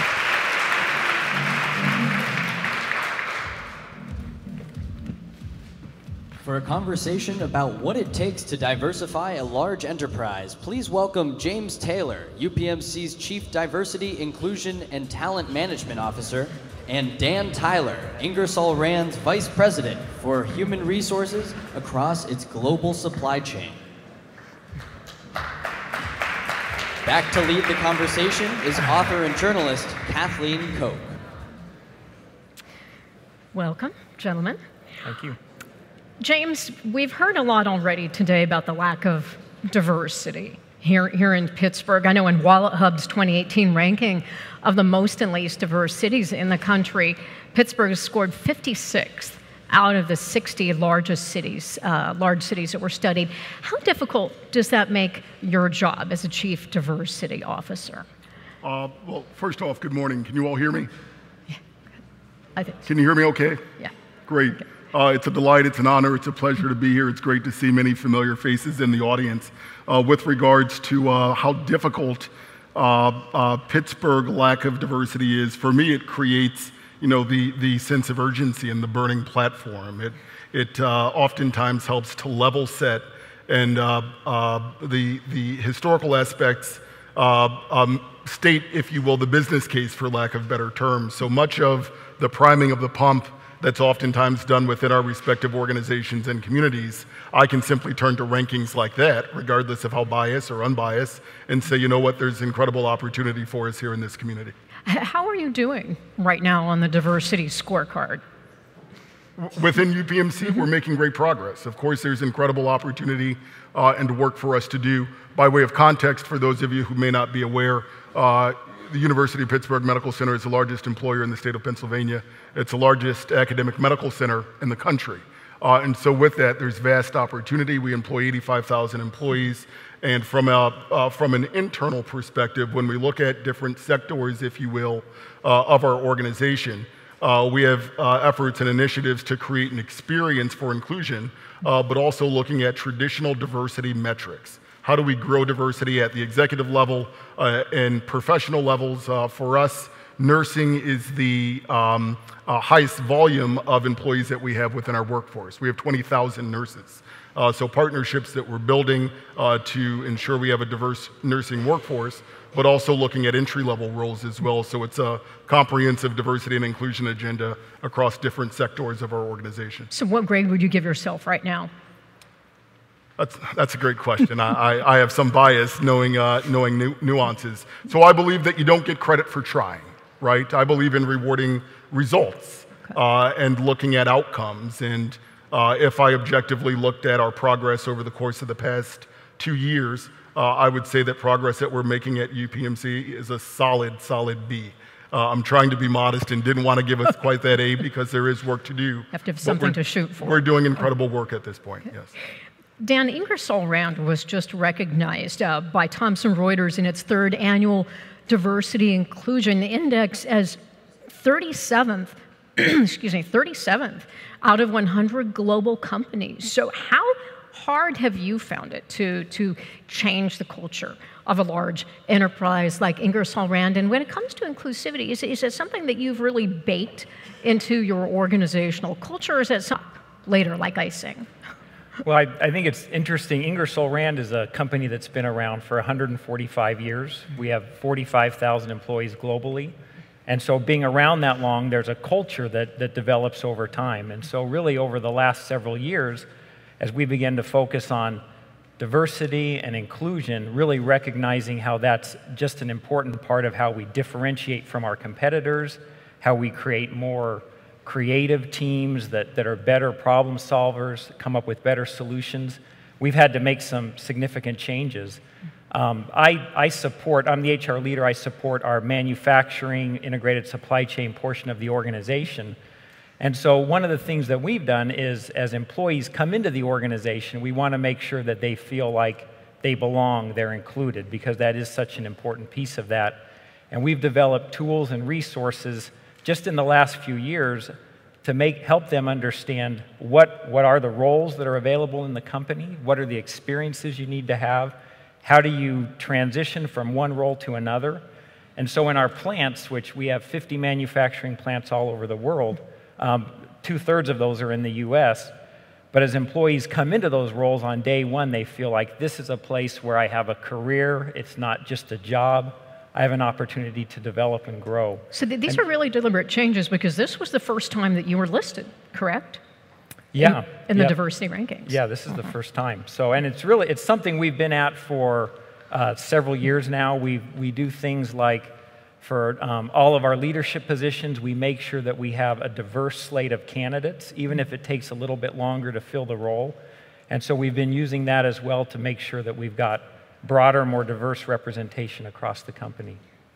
James, at UPMC, is there a particular metric that you're trying to shoot for, to aim for when it comes to diversity? I know you said, again, you're the largest non-governmental employer in the state of Pennsylvania, which is really huge. And when it comes to diversity, do you have to keep making the case within your organization, or do you think they get it? I think they get it. The business case has been made, but I do believe that oftentimes it's good to provide reminders. I think of the old adage that folks will oftentimes say you're preaching to the choir, and my response to that is that's okay because there's sinners in the choir that need a reminder on occasion, right? I think from a diversity and inclusion perspective, foundation has been laid with regards to scorecard and metrics. The crux of what we do at UPMC is obviously health, right? We sell wellness. And so the largest aspect of the work that my team and I do is linking culture to healthcare outcomes. How we develop a scorecard for our clinicians, our providers, our physicians, to ensure that we're reducing, if not eliminating, health disparities, but also looking at population health and how we're providing equitable care to diverse patient population that we're seeing throughout our footprint. From an internal workforce perspective, there are any number of metrics. So for example, we have a 5-year goal when we look at the executive workforce, not around diverse slates, but around outcome. Again, we reward outcomes. So over the course of 5 years, which we started a year ago, we've said out loud that we're going to increase representation within our executive workforce, women by 20%, people of color by 40%. And so with that, there's a great deal of external recruitment that we're doing. We're working with an external executive search firm that has yielded and found some incredible talent that's a great fit for us in our organization. But also we've looked internally at great high potential, high performing talent. That's one of the benefits of being Chief Diversity Officer. I also serve as Chief Talent Management Officer. Learning and development is an additional function that reports to me as well. So from my perspective, all learning and training at UPMC has a diversity lens because that's the work that I manage. When we look at internal talent mobility and upward progression, again, there's a diversity lens that we apply to that to make certain that we're providing great opportunities for all. Dan, as well as Ingersoll Rand is doing with diversity, and it's been recognized for that, you've still got to have barriers, I'm sure, that you're trying to overcome. Talk to me about those, and how do you get people across your organization to drop really long-held biases, like they were discussing in the last panel? Do you have anti-bias training? I mean, I just think it's so interesting because there's a terrific saying, diversity is being invited to the party, but inclusion is being asked to dance. So how do you get people to dance? Yeah, no, and that's a great question. And we do have unconscious bias training that we do. We do diversity labs with our leaders to help them recognize some of those connections. But I would almost say the thing that's been most impactful for us is our leadership from the top really committing our organization to making change. So Ingersoll Rand was one of the first 40 companies to sign into the Paradigm for Parity Coalition, which is a commitment that we've made by the year 2030 to have gender parity in leadership across our organization, which is a significant change for our organization over a short period of time. And so I think it's been interesting to watch that commitment, and then our leaders, our business unit presidents, our different leaders across the organization really fall in line and say, okay, what are my goals? How am I leading the organization to achieve that objective? I think one of the things we've done, we've also kind of differentiated our investment in development. We put together, back in 2012, is actually when it started, a women's leadership program. So each year for the last 7 years, we've had a cohort go through this program of early career or mid-career women, and really put a focused effort on how do we develop and prepare that talent to move into senior leadership roles in the near term.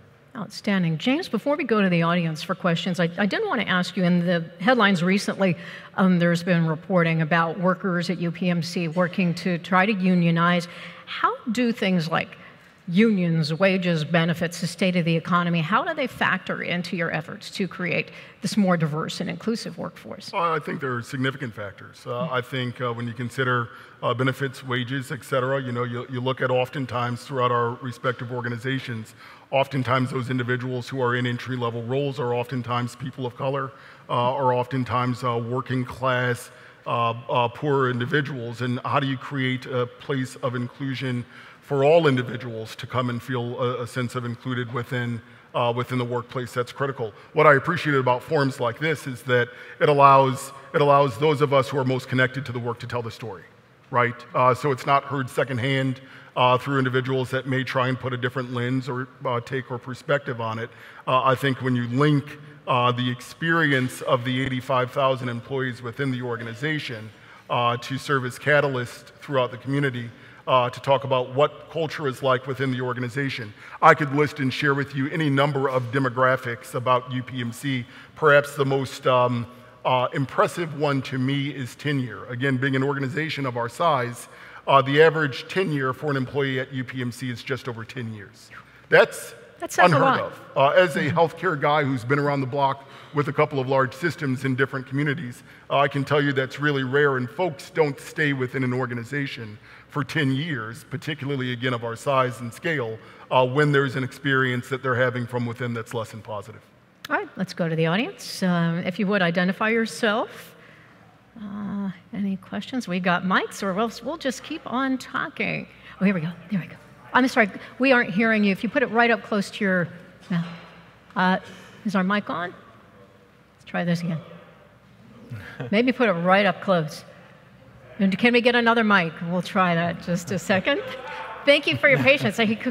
But then the folks at home couldn't hear you. Just a moment. There we go. Hi. Much better. Put it right up close. Hi, I'm Henry Horn Pyatt, Pittsburgh bureaucrat. Mr. Von Ahn mentioned the importance of efficiency before. As a result of structural inequity in our economy, black families have 7 cents on the dollar for white families. Another problem we have is that when black folks go to get a loan to grow or start their business, they have less chance of being successful, all else being equal. So with those things said, how do large companies like Ingersoll Rand and UPMC help? Because they have a desire for efficiency on one hand, which tends to mean larger contracts, singularity of suppliers. But on the other hand, black companies tend to be smaller, not have as much capital, and have a harder time growing. But if we're going to help bridge that wealth gap and correct that problem that's a result of structural inequity in our economy, I'm sorry, I feel like I'm doing the limbo here.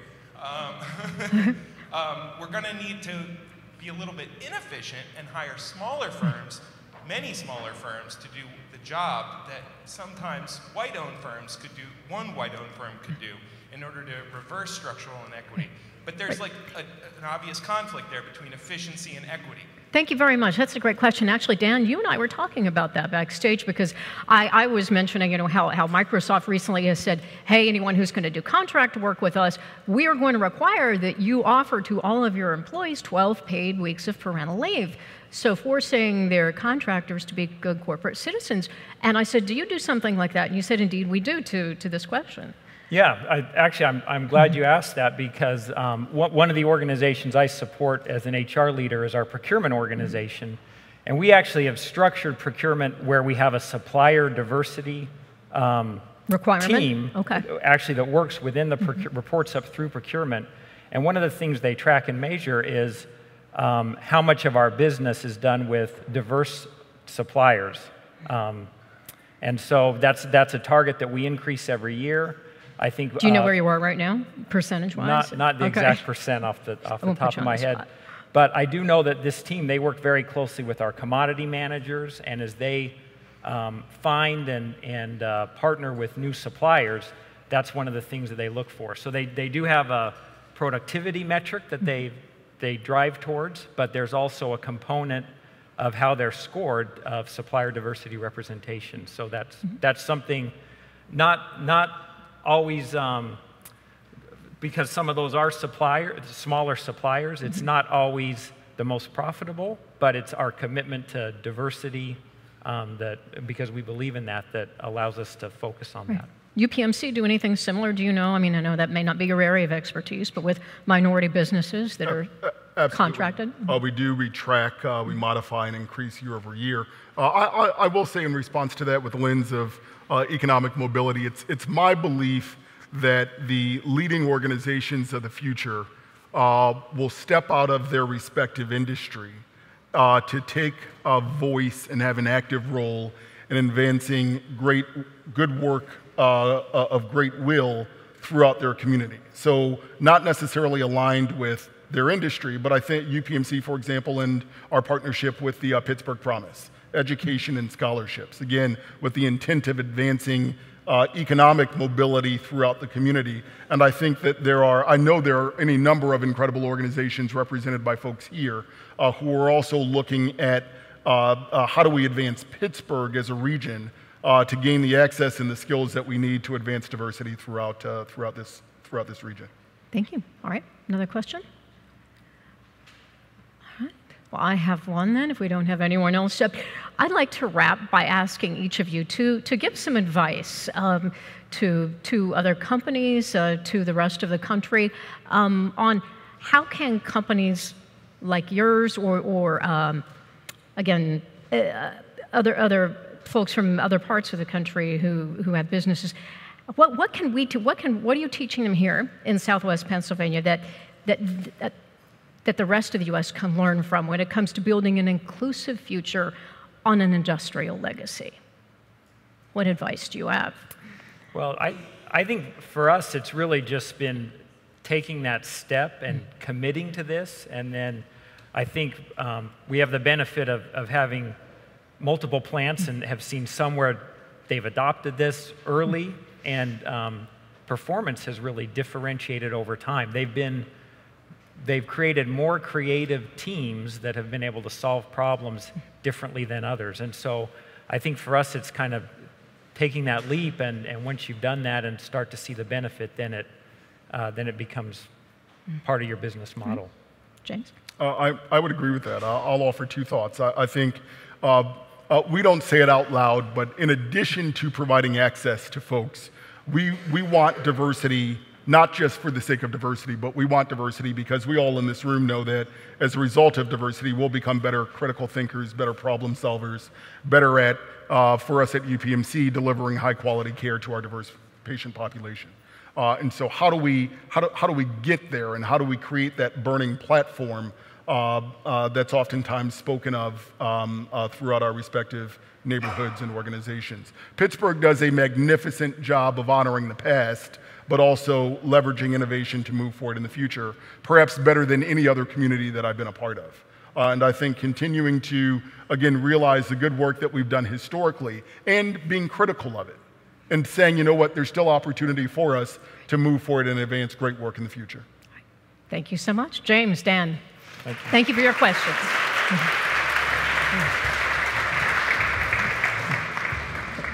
To talk about the barriers women and people of color face starting ventures of their own, please welcome Afshan Khan, Executive in Residence at Innovation Works, E. Louise Larson, co-founder and co-CEO of the feminist makerspace Prototype PGH, and Courtney Williamson, the CEO of AtlanticLIVE, a biotech startup.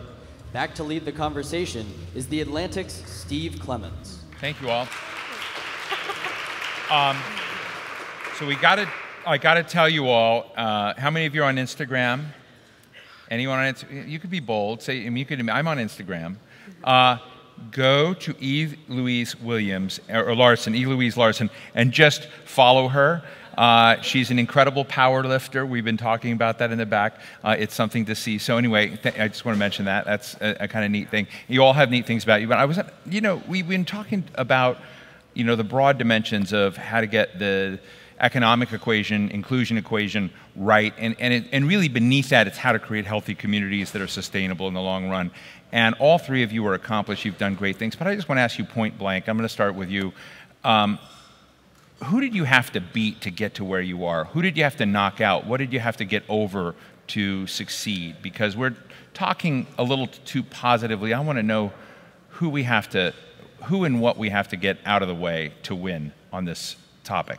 Yeah, so a little background about myself. I actually am not a native of Pittsburgh. I'm from Baltimore City, and I came to Pittsburgh for a PhD at Carnegie Mellon in the Tupper School of Business. So as I was progressing in my research, one of the things that I was dealing with was my mom, who had Parkinson's disease for about 25 years. Right. She's since passed on, but she had difficulty with her posture and balance, and I couldn't find a device to help her. So I ended up on this entrepreneurial path pretty much to help my mom. Right. And during that process, I had people who felt as if I should be in sort of the academic box, or this is where you should be charting your career. And what does that mean, academic box? Becoming a tenured professor and being an educator. And so for me, the challenge was sort of breaking out of that mold and sort of saying, hey, I have an interest in something that could actually help people in the quality of life. So that's one. So then I get to this entrepreneurial space and I look around, and quite frankly, much like the room here, it's not at all diverse. Right. Right? And so I'm coming into events and meetings and talking about what I'm doing, and people seem interested, but almost like, why are you here? Right? And so it was this sort of underlying, nothing too in your face and direct, but that's sort of, I think, where the best attacks are. Very under the radar, sort of, oh, that's nice, that's really interesting, and shifting the conversation. So for me, my focus has been on building my company. In addition to building it, talking to other Black women, Black men about entrepreneurship and about how to pivot their ideas into actual companies and growing in this region. And just to be clear, your company, A Bill of Life, helps in relation to what you were able to do with your mother to create things to enhance posture, position, a lot of different dimensions. Right. And just before I jump to Louise, given your experience and your candor, which I'm grateful for, what do you think, for other people following, seeing what you've done, would help make that an easier path, or better path? So for people of diversity, and that's what we're talking about here, I think one of the things that we need to really take a step back at is we're talking about industry today. I understand that's sort of what we're supposedly speaking about, but you cannot separate people's lives into compartments. And I think that's what our society typically drives us to do. When you look at the city of Pittsburgh, and when you look at incidences of just lack of inclusion, of discrimination in housing, violence. We had, not too far from here, a young man this past summer, Antoine Rose, get shot and killed. When you have that in the community, And then you asked me to say, well, how can people of color come and be more entrepreneurial and engage in corporate? Well, first of all, we need to have secure housing. We need to make sure that we are actually welcome in spaces. We need to make sure that our lives and our safety are guaranteed before we can go and create and be entrepreneurial. So instead of just sort of separating and sort of, this is, work Courtney, and this is personal Courtney, and this is family Courtney, that's not the case. So I think looking at the entire system is incredibly important. Louise and Afshan, let me ask you the same question. What have you folks had to overcome? You create one of the great maker spaces, and you've basically invested and are part of the Innovation Works, which I understand has a huge portfolio of investments and success. But just in terms of, again, accomplished women who are in part some of the answer to what we're trying to look at today, what are the dimensions of that? Who have you had to knock off? Sorry, I'm obsessed with who you had to knock off. Yeah, that's a difficult question for me to answer because I really try to focus on where I'm supported as an individual, and I do feel really supported also not being from Pittsburgh. Right. But I just want to echo everything that Courtney said. Like, money and security for people who need it most are the ways in which we can knock off people who have the most power in order to provide a more equitable platform for folks to have access to education, housing, security, and then participate in a diverse economy and innovation.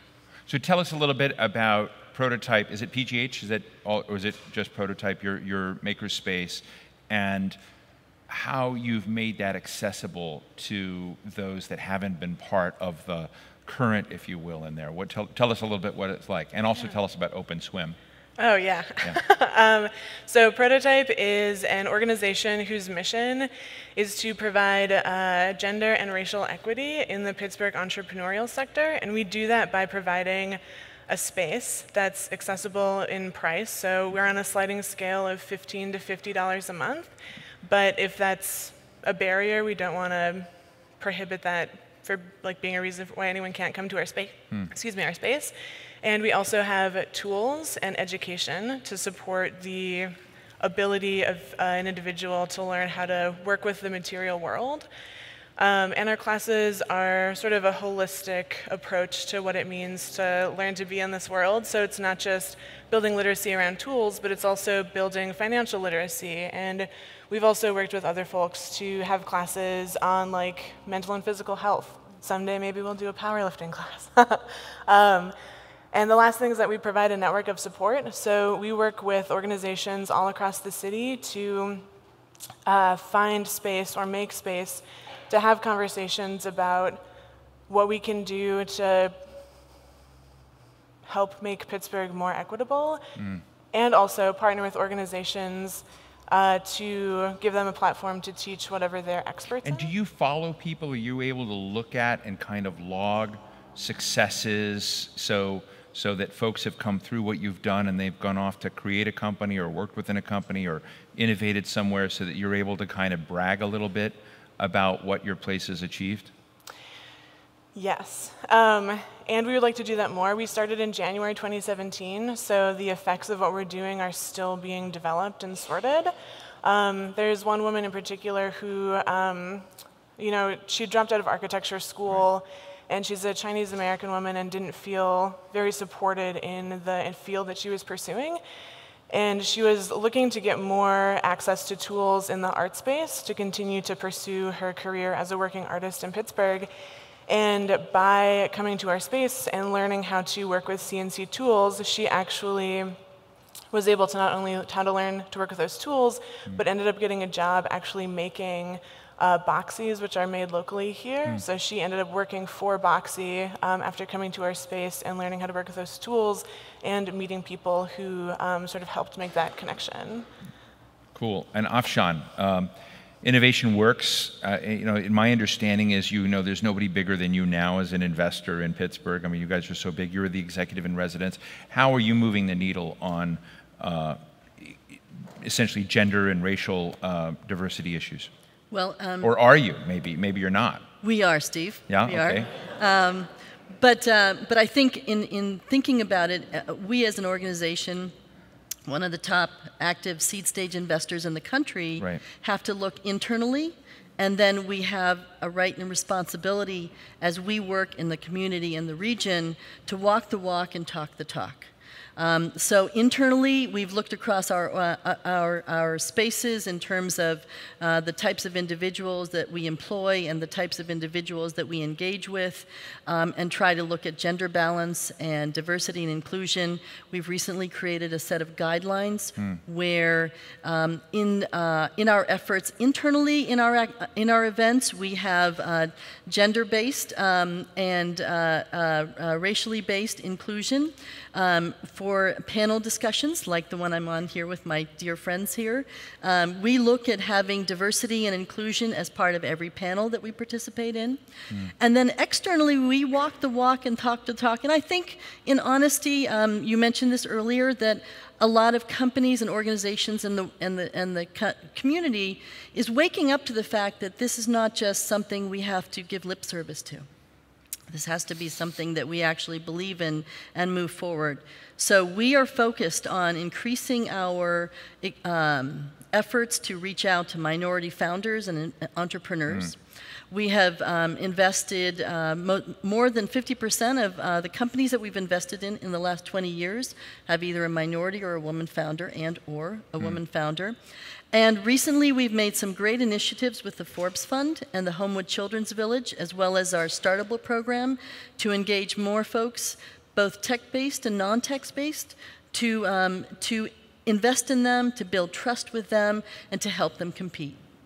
You know, we were talking in the green room a little bit about some of the things that had been discussed earlier in the stage. And when we had the CEO of Siemens here, she said that sometimes our own identity, sometimes the conversation we have with ourselves is a barrier to succeeding. And I asked you about your family, which is, you know, your parents immigrated from India, and they've been entrepreneurs in, you know, food and construction, and they're kind of serial. And I'm just interested in what your experience is as a woman among entrepreneurs, what that kind of conversation and expectations of you, how that's different than maybe your colleagues here in the panel. What can we learn from what you grew up in, from what others might? Because I think what we're trying to do today is find out what can be replicated, what ought to have echo effect from these conversations.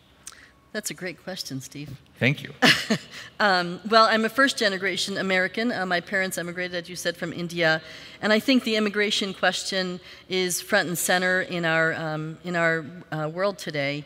And you made an interesting observation that the number of startups started are declining. We have a great, rich nation of immigrants. As a person who was born a lot earlier than these two folks here. We lived in a world that women had limited choices, but what we learned in terms of immigration and family structure is that you really should pursue your dreams, especially in terms of entrepreneurship. And I was encouraged to pursue anything that I was interested in. Back then, I think family support was a huge factor, and now all of these organizations and folks coming together to give support is helping push the needle forward. Courtney, let me ask you the same question, like what, you know, how you see that question. We did this I mean, I'm empathize with Baltimore. The great article by Olga Kazan in the Atlantic recently about trailing a woman who had some health issues, just an incredibly bright light in Baltimore, but living beneath the poverty level, and how everything was sort of stacked up, health services, social services, and, you know, she was trying to make it all work, and just how the system was there. But, you know, this was an incredible person. We had her on stage about 3 months ago as we did this piece. But I am interested in this area of again, expectations, and what do you think we can get out of this in terms of our responsibilities, but our own expectations within family, community? Courtney? Yeah, I mean, I think expectations always start externally. If you talk to a 3-year-old, they believe that they can jump up high enough to reach the moon. Right. And they truly believe that, right? It's only when they get older that we have teachers, parents, things in the media that are telling them, no, you can't. Or you can, but only this way.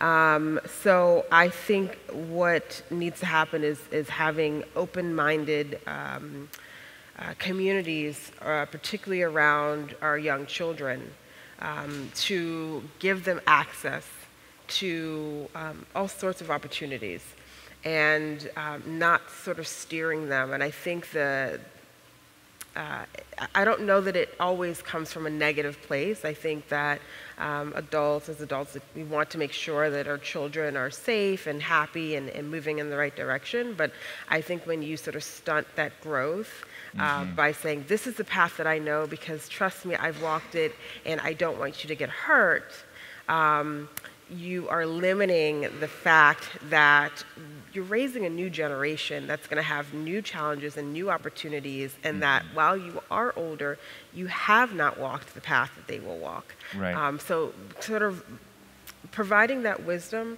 but stepping aside and allowing that openness and growth to... Now, you're embedded in Pittsburgh now. You're staying. I'm here, yeah. You're here. And I know you talked about safe streets and security and dimensions.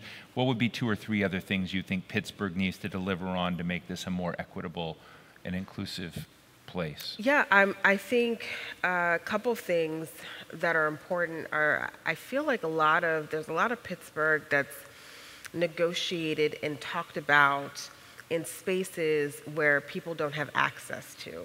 So for instance, this event is happening right in the middle of the work morning. So there are people who simply cannot come to this event even though they want to. I spoke with some of my friends on Facebook this morning and said, I just can't come here. I don't think there's childcare here. There's actually an IW portfolio company called Flexible where they offer childcare at events like this, and it's not here. So what about the people who have children that would like to come and want to have a voice but can't? So that's important, being more transparent about what's actually transpiring in Pittsburgh. And then I think that having large organizations and corporations that have the leverage, that have the resources to truly go in and when they say supplier diversity, really, really mean that. Meaning, don't wait for everybody to come downtown to you. Come to Braddock, come to East Liberty, and really understand where your suppliers are and how you can best support them. I think those would be fantastic for Pittsburgh to implement. That's terrific. And Lisa, thank you both. That's terrific. And just, both of you quickly, you work with feminists, and I love that you said feminists of any gender, but to try, what are the, when you bring women together and do this, and I'm just sort of interested in what you would do to sort of open that pipeline more, and I use the word pipeline as, almost reluctantly because I don't, I'm told how awful a word that is by folks in it, but nonetheless, the channel of folks, what can we do to increase the prospect for women that are going through both of your channels? Yeah. Well, I think that finding a starting point is so hard. To Courtney's point, investing in security in order to have young people see a diverse future is important because there are a certain group of people who are imagining what the potential futures of Pittsburgh look like. Right. So we need to make sure that there are more people who can accurately participate to that conversation. And I don't think it's just stopping with youth, but also looking at who is leading the companies, who is leading the companies in Pittsburgh. So how do we hold those companies accountable to look at women in leadership locally? If 24 of the Fortune 500 companies are female CEOs, what kind of example does that set to our leadership in the business community in Pittsburgh, and also politically? Where'd Sarah go? Hi, Sarah. We have some wonderful women who are politicians who are also leading the charge to get involved locally in politics. So that's great. Afshan? So we have to recognize that the country is becoming a very diverse place, and the startups of today are trying to address needs in that diverse community. So let's start with the fact that these startups themselves are going to have a different perspective. One of the things we've done at Innovation Works is to understand that from a technology perspective, a founder a woman or a minority doesn't necessarily need to be a tech whiz in order to start a business. And we are supporting efforts to find more and more diverse founders. Well, great. Well, let me go to all of you. Questions, answers, comments. We have got microphones over here on the side. Got to be some question or comment. How about our politician in the front here? Since she called you out, we might, and I know that you always have a comment. Yeah, go ahead. And tell us who you are, because I'm in the dark on this one. Hi, I'm Sarah Namarato. I will be joining the State House come January. Uh-huh. I'll be one of Congratulations. the state-level bureaucrats. So this panel, but this event specifically has me thinking about the public and private sector and the relationship there, and how we've gotten so far away from recognizing that a strong public sector is necessary to build a strong private sector. And when you have a budget that prioritizes tax breaks and subsidies to the largest corporations among us, you lose out on all of these other investments in people that actually make a place great, like our public transport, our public education systems, investment in affordable housing in our neighborhoods. Right. And so that's really kind of where my space is. I don't know specifically what question is percolating from that, but just kind of understanding that there is more creativity that and innovation that can be employed in that sector, and we don't just have to kind of take the programs that exist. And I think that, you know, both of you who are up there are kind of showing that you can think creatively and that there's more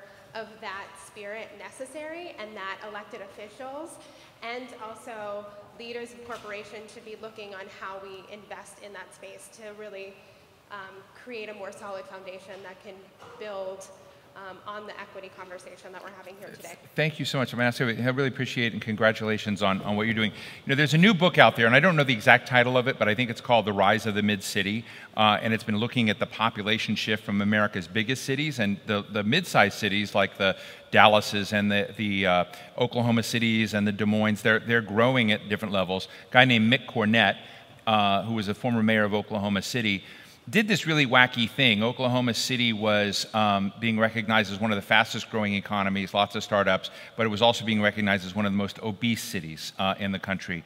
And Mick considered himself obese as well, the mayor, and he got 47,000 people to work online together, and they collectively lost 1 million pounds in weight as a city. That led them to then get more involved in civic engagement. It began to create more infrastructure spending on walkability, and it comes into as an example when you talk about that intersection between public and private sector. Maybe it's a slightly different thing of, just as we wrap up here, do you guys think there are bank shots out there in terms of thinking about the ecosystem and working with the public sector better than we're doing today? And maybe the Oklahoma City model is not the right one, but I'm just interested in what are the cool bank shots we may not be on our radar screen, like something like that we ought to begin imagining that we're not today.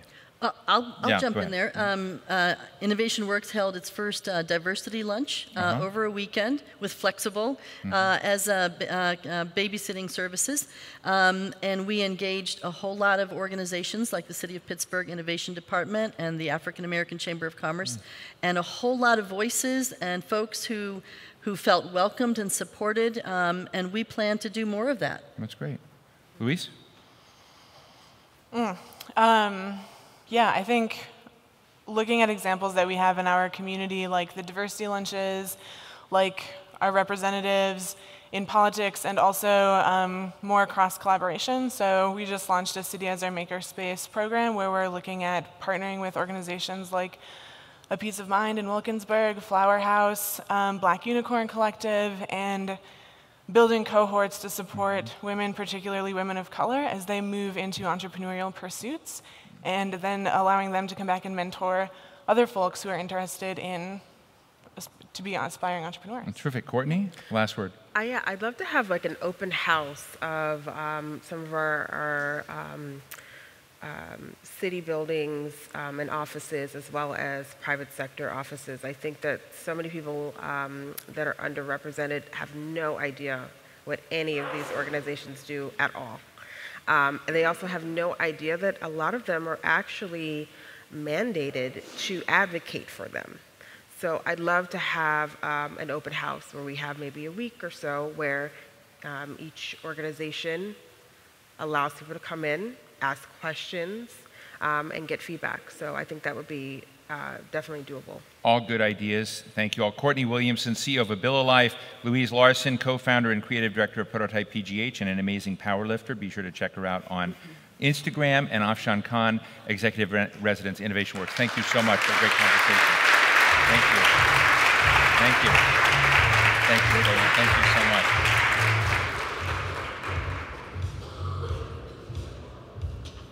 For a session produced by our underwriter, please welcome Alka Patel, Deputy Director of the Risk and Regulatory Services Innovation Center at CMU's Hine College, and Carolyn Lee, Executive Director of the Manufacturing Institute, the National Association of Manufacturers' Social Impact Arm. They're joined by Shannon Schuler, PwC's Chief Purpose Officer and Responsible Business Leader.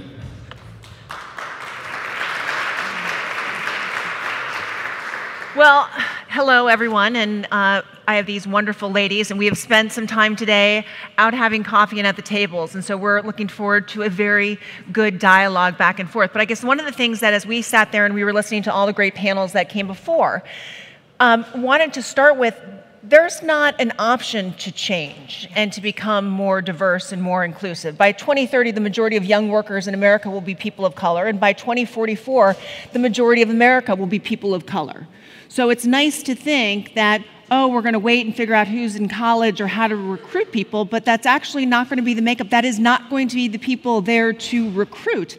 And so when you look at what does that mean and how do we create diversity and inclusion within manufacturing as well as other industries, what does that look like to you? So we have about 500,000 jobs open in manufacturing today. So I think Barbara said this on the first panel this morning. We don't have a choice. We need people. We need all people. And we have a pretty significant perception challenge in the sector to begin with. It is old, it is majority white, it is majority male, it is dirty, dark, and dangerous. And in fact, manufacturing today is none of those things. But our industrial heritage, you know, I always go back to the arsenal of democracy and all these amazing things that manufacturing has made happen in the sector, which is fantastic. But the reality is modern manufacturing looks and feels different than when I was a kid going to the factory with my dad and my grandfather. That's why we do things like Creators Wanted, the giant blue wall behind you, telling the story of what manufacturing employees look like today, because those are the stories that are going to help you connect, help people of color and from diverse backgrounds see that there is a future for them.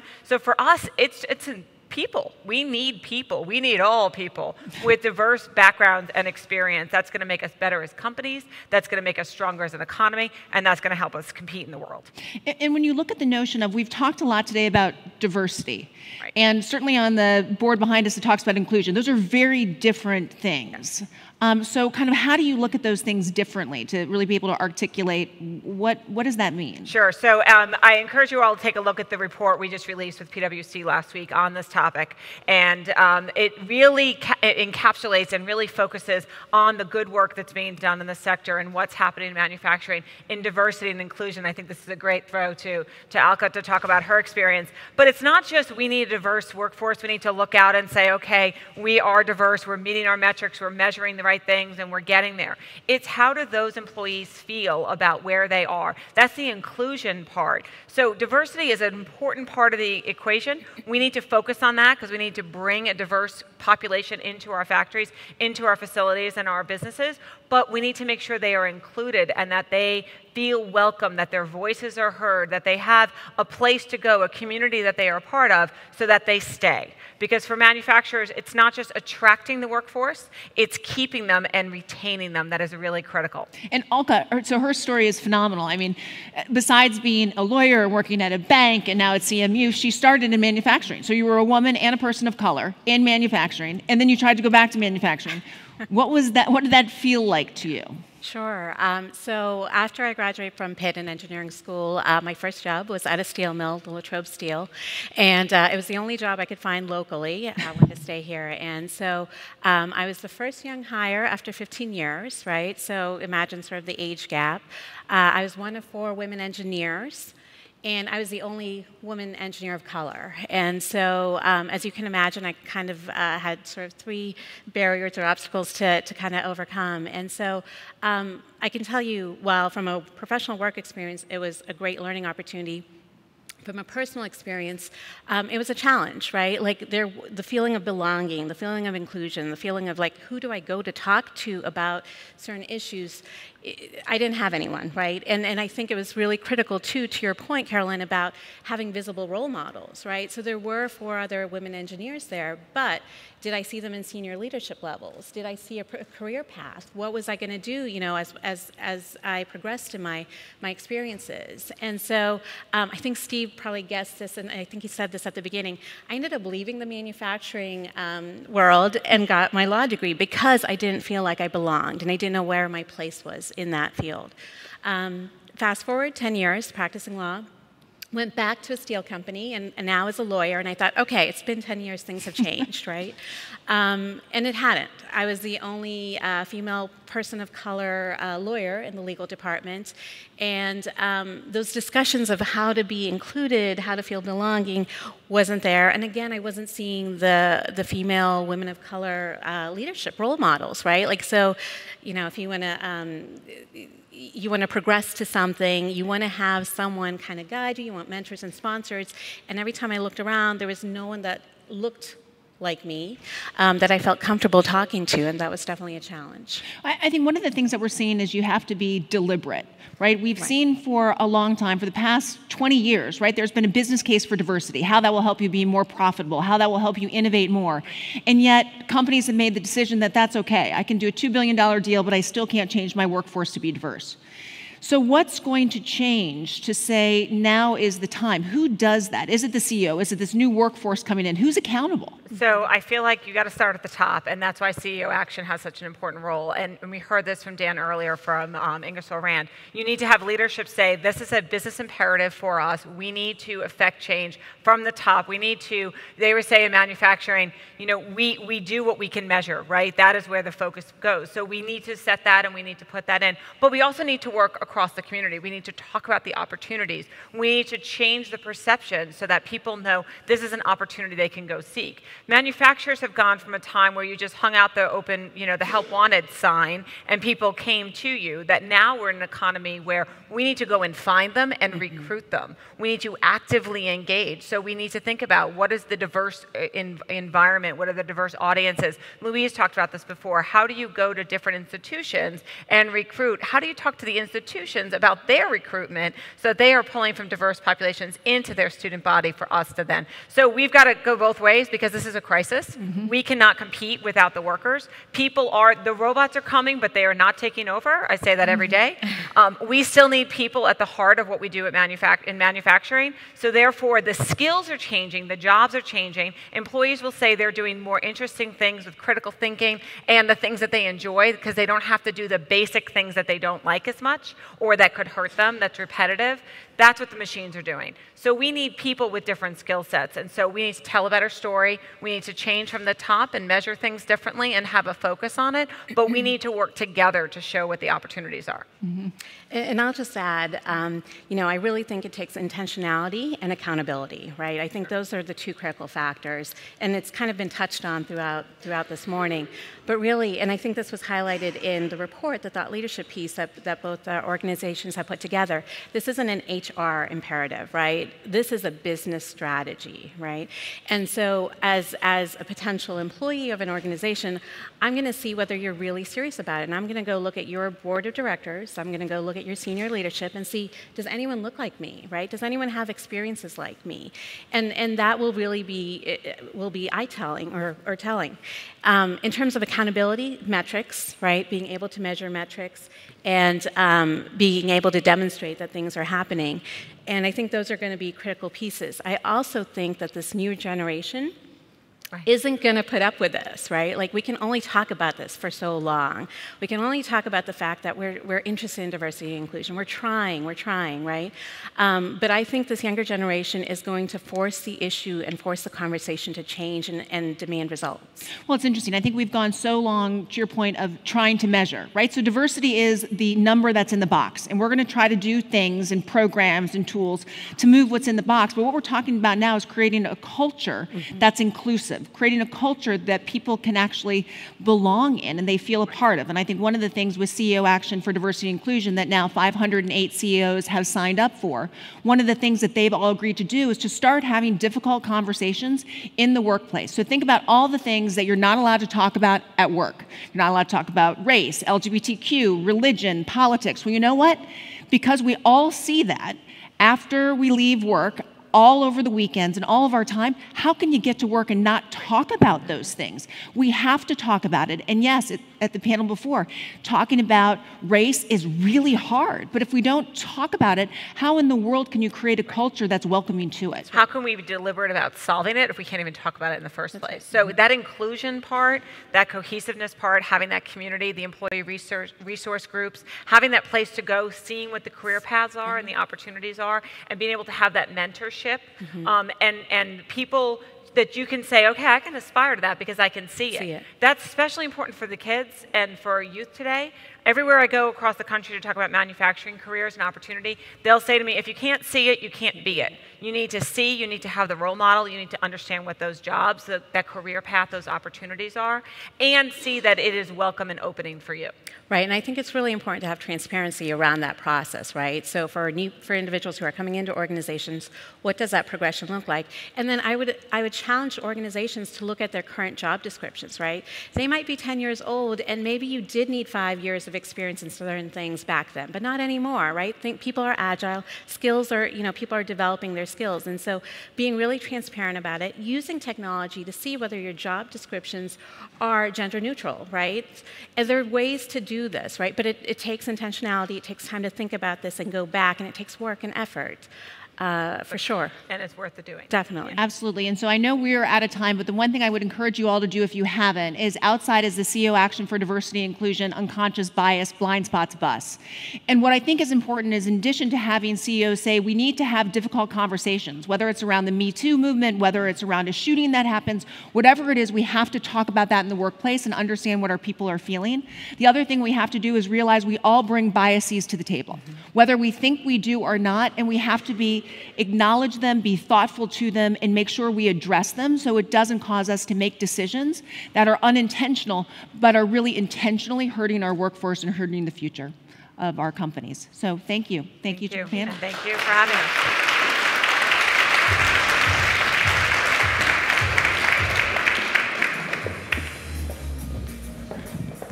Please welcome back to the stage the Atlantic's Steve Clements. You're going out, so we'll let you go first. Thank you. He's joined by Rory Cooper, founding director of the University of Pittsburgh's Human Resources Engineering Laboratories. Hey, Rory.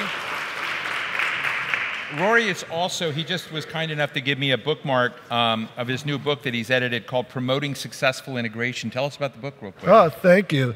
It's a book we put together actually for our Department of Defense to help our service members when they return to reintegrate into their communities successfully. So we talk about resilience, we talk about finances, importance of family supports, importance of community, and different resources that communities can offer to just give people the tools they need to become successful veterans in their communities. So promoting successful integration for folks who want to go take a look at that.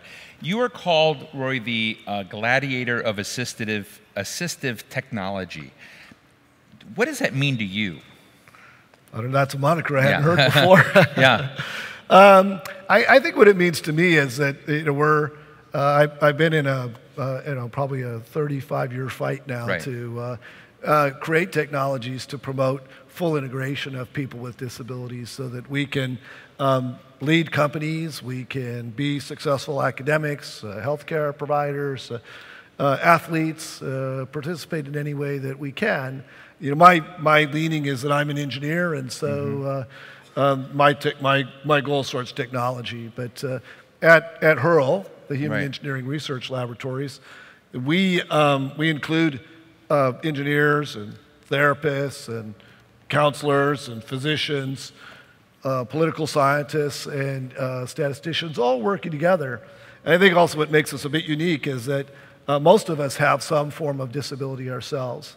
And so we're not only professionals and family members, but we're also members of the community. How would you rank Pittsburgh as an ecosystem for this? Because I know it's not just helping people in life; it's helping them in jobs and families and all dimensions of human being.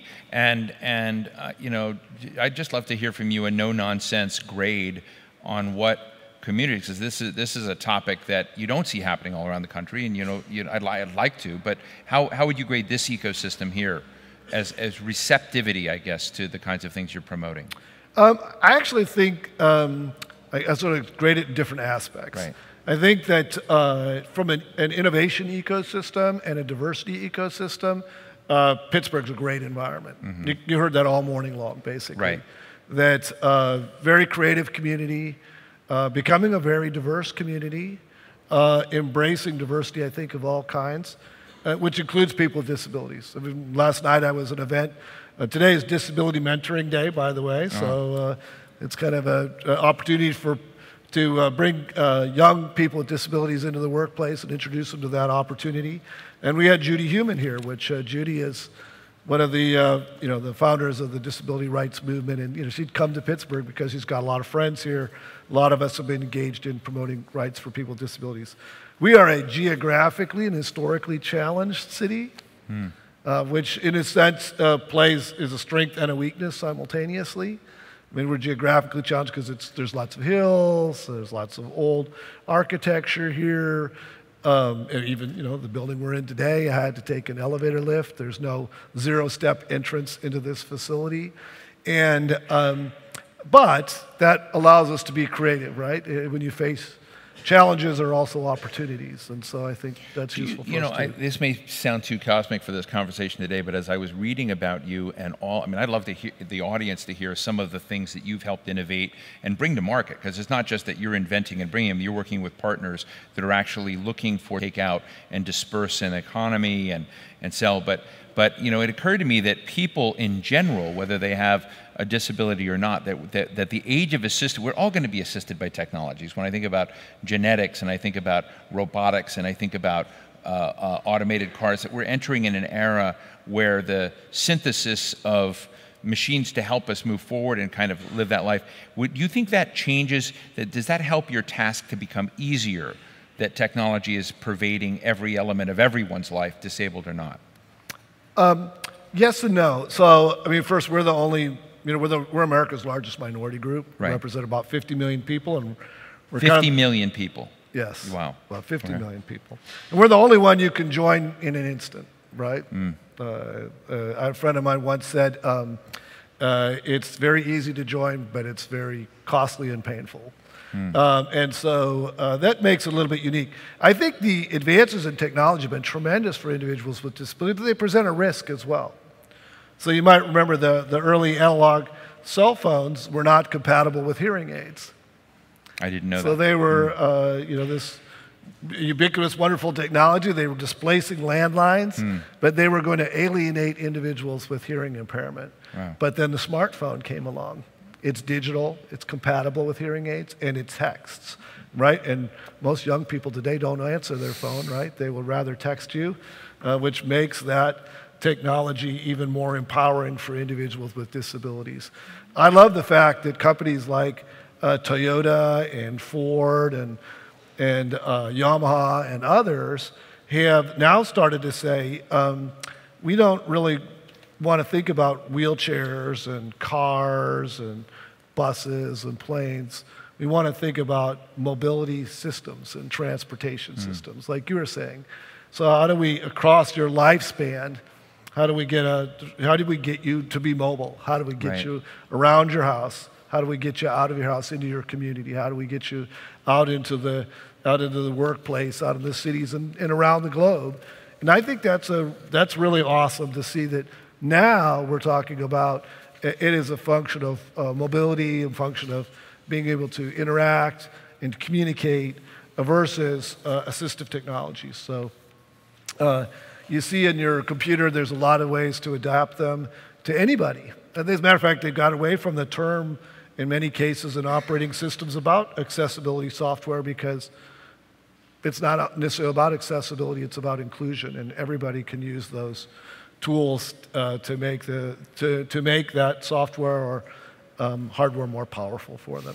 You know, I just looked through the list of things that you've developed, and I don't know what all these are: Smart Wheel, the Natural Fit Push Rim, the Path Lock, the Permanent Mobility and Manipulation Appliance. I mean, there's, you know, all sorts of adventures I haven't yet experienced in this. And I don't know if I'm saying this right, the Mobile Enhancement Robotic Wheelchair, is that a MeBot? MeBot. Yeah, MeBot. So you've done, I mean, is anybody else doing what you're doing?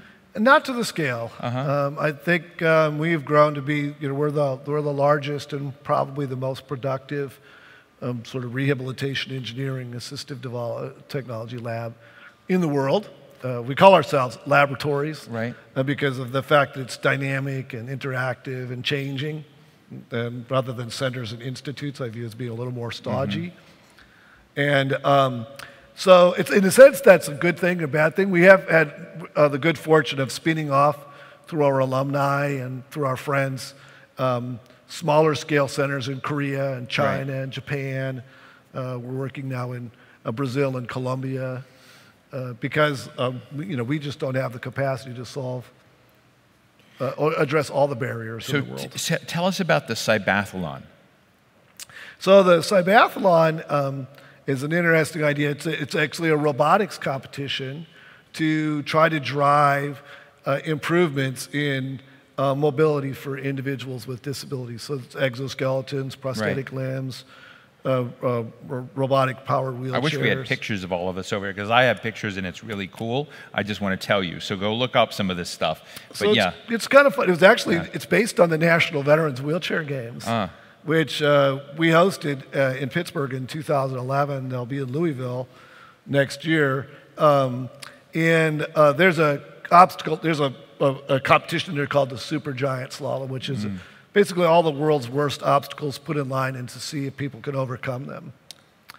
And so with technology assisted, right? And the Cybathlon said, hey, let's expand that beyond wheelchairs to other technologies. And they create this competition.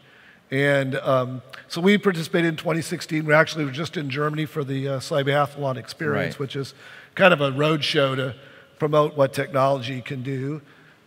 We did well. We made it to the finals. We took a little bit different approach, which we hope other people will follow, because a lot of people sort of built devices for the competition. And really, my thought is, what you really want to do is develop devices to face real-world challenges and then test them in the competition. Right. Which was recognized actually by not only the creators, and I'm one of the organizing committee members, but we won actually the best design robot with the Blackwood Design Award. So of all the robots that were there. When I read about that Cybathlon, and the most human part of that for me, beyond those that were competing and doing these things, was the fact that the audience was huge and cheering, and I think you expressed to the journalists writing about this your own excitement about that this was, the stadium was full, and I guess the inverse to that is, I say, in places, we're talking about workplaces, we're talking about workplace diversity, we've talked about a lot of different dimensions, and I'm just interested in what you think we need to do to make the proverbial audience of the corporate workspace or workspaces out there, you know, more engaged with the work you're doing than we're doing today. So, you know, take a swipe at them. What isn't happening that should be happening? They're not hiring enough of us. I mean, there's still 70% unemployment of individuals with disabilities like my own. And despite individuals might have engineering degrees or counseling degrees or healthcare degrees, I mean, we don't have enough role models in industry, academia, healthcare, government, and so that's the last frontier for us, right? Is is employment. Do you think there, I mean, I hate to call it halls, I mean, sometimes when I think about storytelling and how to enhance it, sometimes halls of fame of great, you know, either best practices or someone who overcame, is that in your laundry list of things to consider as you push more normalization of the workplace? You know, the fact is that it does, I think, help that employers, you know, it's one of those things that if you don't see individuals with disabilities, you don't see their capabilities. Things have gotten better, at least in education. We have more opportunities.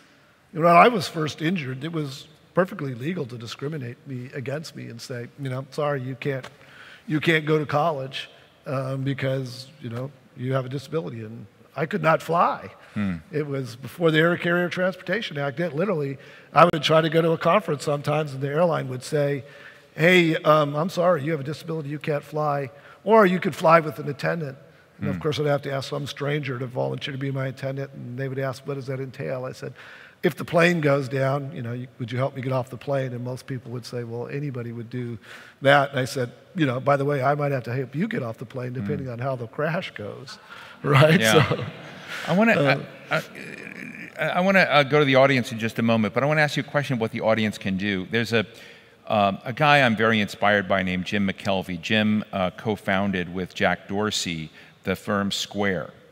You may, you know, when you charge with your credit card on your iPhone on this, created this. Right. And he was worried about St. Louis, and he was talking about both diversity in a very different way, but you know, people that had been, you know, had some jail time in their past, or had health issues, or may have been disabled in some way, and said he can take almost anyone and turn them into a world-class coder. And he also said in the St. Louis schools there were people that graduating in coding that were not getting the value for the degrees that they were buying, that they were not being trained well enough. So he created a group called Launch Code, which was really a nonprofit way to give people another chance. And again, the same thing was they weren't getting hired, but they were better coders than the people were getting hired. And he began using his semi-celebrity Jack Dorsey pal status to call CEOs and tell the CEOs their HR departments were completely miserable and were so risk averse they were leaving talent on the table. And then now the Launch Code story is radically different and opened this up. And I don't know if that's the right story, that, you know, shame and embarrassment and guilt is a good strategy, but what do you think? Just tell the audience right now, what are some of the things that would be useful to you beyond whether it's technology assistance or it's understanding of normalizing the workplace? What would be good things for our audience to do to become part of this story? So one of them is that, you know, I'm a firm believer that if we are mainstreaming our kids with disabilities with other kids, right? So they get that experience. You went to school together, you got to know each other. We went, you know, offering internship opportunities where you bring in young people with and without disabilities together. So that they can see, so that hopefully when they go out and they make those employment decisions, they go, hey, I went to school with a kid, or I did this internship and we became friends. And it is about diversity, really, right? I mean, we need to understand that disability exposure is also first. Exposure is part of it, right? Opportunity, exposure, and then I think identifying, changing the culture of the workplace to be more inclusive and to be a safer workplace, like some of the earlier speakers talked, right? Right. Because there are actually a lot of people with disabilities in the workplace now. They just don't disclose, right? And so once they start disclosing, then it kind of opens the door for somebody like me where it's obvious, right? And so I think that's another thing too. We need actually people with disabilities. I will be honest, even for me, it's still tough in the workplace because you have to do your job, you have to try to advocate for yourself, and often you have to advocate for others. So whereas a person without a disability in the workplace or that doesn't come from an underrepresented group often has one job, do your job well, right? But I have 3 jobs. Does Pitt, I assume that's Pitt, University of Pittsburgh, do they advocate for you enough? I mean, and not you personally, but... So that culture is changing. I think... so the answer is not enough. Yes, I would say not enough, but I think that we're on the right trajectory. I think Chancellor Gallagher and the team that he's put in place has embraced diversity. But you know, it takes time to change. It takes time to change culture, and you have to put processes in place. But the hardest part of changing culture is changing people, right? And people don't change. People don't change without being without exposure. Right. Well, thank you for your candor. Let me open up questions and comments from the audience. Yes. Oh, over here. Oh, come on, guys. You know you have a question. Todd. Todd, by the way, was the first one through the door this morning, so he's a little bit of a hero for me. I was curious, how much could mobility increase employment opportunities for people? I know you're talking about the mentorship model, but mobility seems to be a really tough situation because there's only one option, which is pretty much access, unless you have an adaptive vehicle that you own. A little closer, Todd. And you have a driver. So I'm just curious, like, what other mobility options could be out there that could help increase employment and kind of create this virtuous cycle where you're getting more exposure to people with disabilities? Because I actually work with somebody in city government who uses a wheelchair, and he's been with city government for 25 years. So it's kind of interesting to see how far he's come along, but it doesn't sound like, you know, that's the situation with most people with disabilities. Well, it's great. I mean, mobility is key, right? So let me just repeat it for folks. The question was, what can be done with really the mobility backbone of a city to help enhance access and help? So go ahead. Well, I mean, one, this is a great time to be in mobility because it is rapidly changing. Right. With, you know, Pittsburgh's the place, right? With smart cars, on-demand vehicles, you know, the future will be on-demand vehicle systems. I actually think that you'll actually be able to get some kind of mini car or some personal mobility device that will take you really from your house to another transportation hub. Hopefully that will be connected to airline transportation. So that's key. If you can't get to where you need to go, then you can't get a job, you can't participate in society, and that's where mobility comes in. But I do think that even, you know, communicate, like, in fact, that any of you can call one of the on-demand systems like Uber or Lyft on your phone, that's a tremendous benefit to individuals with disabilities or older adults as well. I think by 2050, maybe 2060, I mean, we won't have cars, right? It'll just be, you'll buy a service and you'll use that, and we'll know when you put your 2-year-old in to go to daycare, right? And you don't have to take them there yourself. That you can trust it. And I think that opens a tremendous opportunity for individuals with disabilities to fully participate. So that's one of our big barriers. Can you get, and cities can work on this, you know, accessible buses, connecting,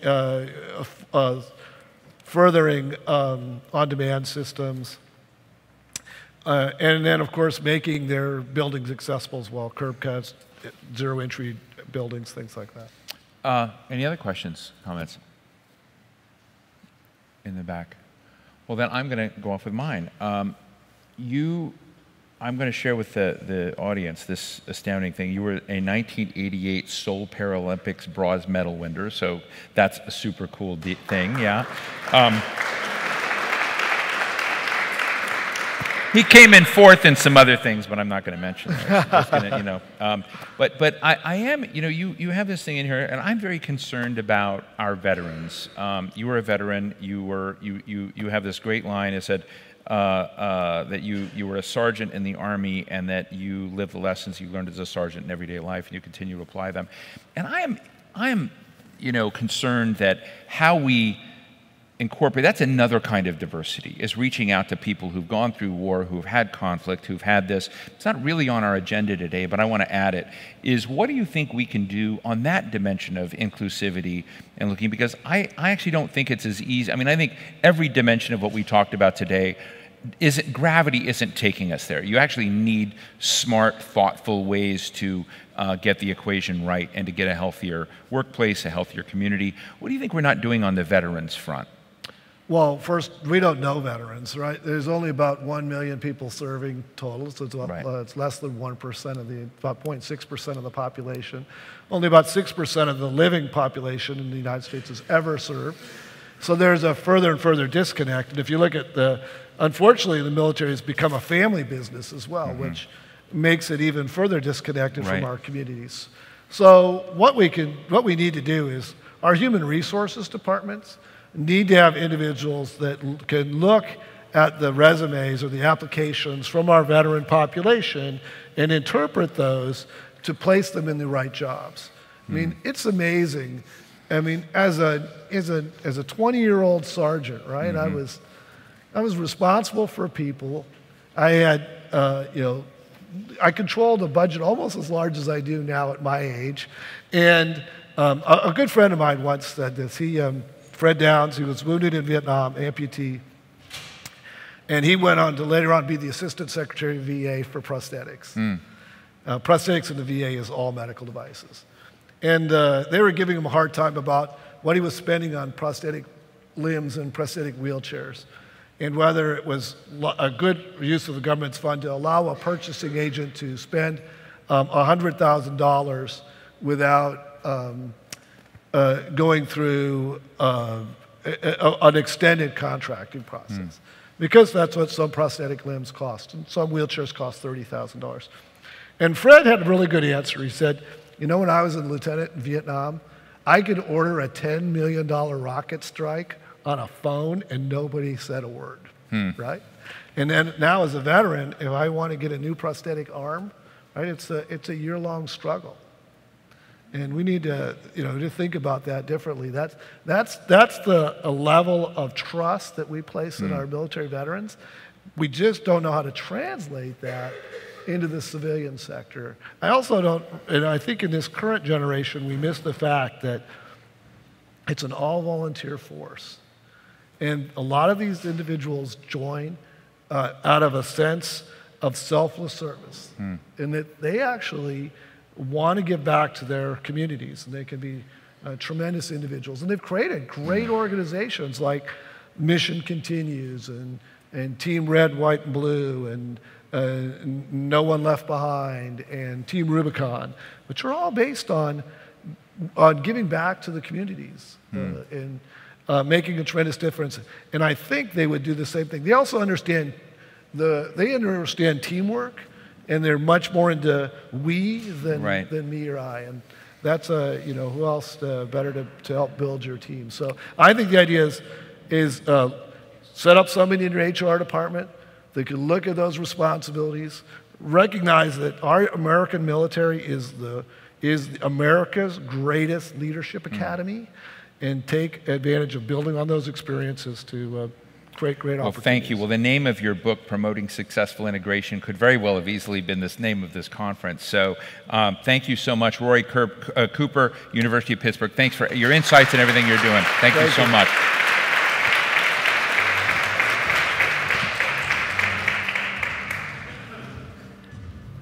For a conversation about how one restaurant may be pointing the way forward in Braddock, Pennsylvania, please welcome Kevin Sousa, Executive Chef and owner of Superior Motors, and Vondre Griffin, a Superior Motors employee and participant in the restaurant's job training program. Back to lead the conversation is author and journalist Kathleen Coe. That's okay.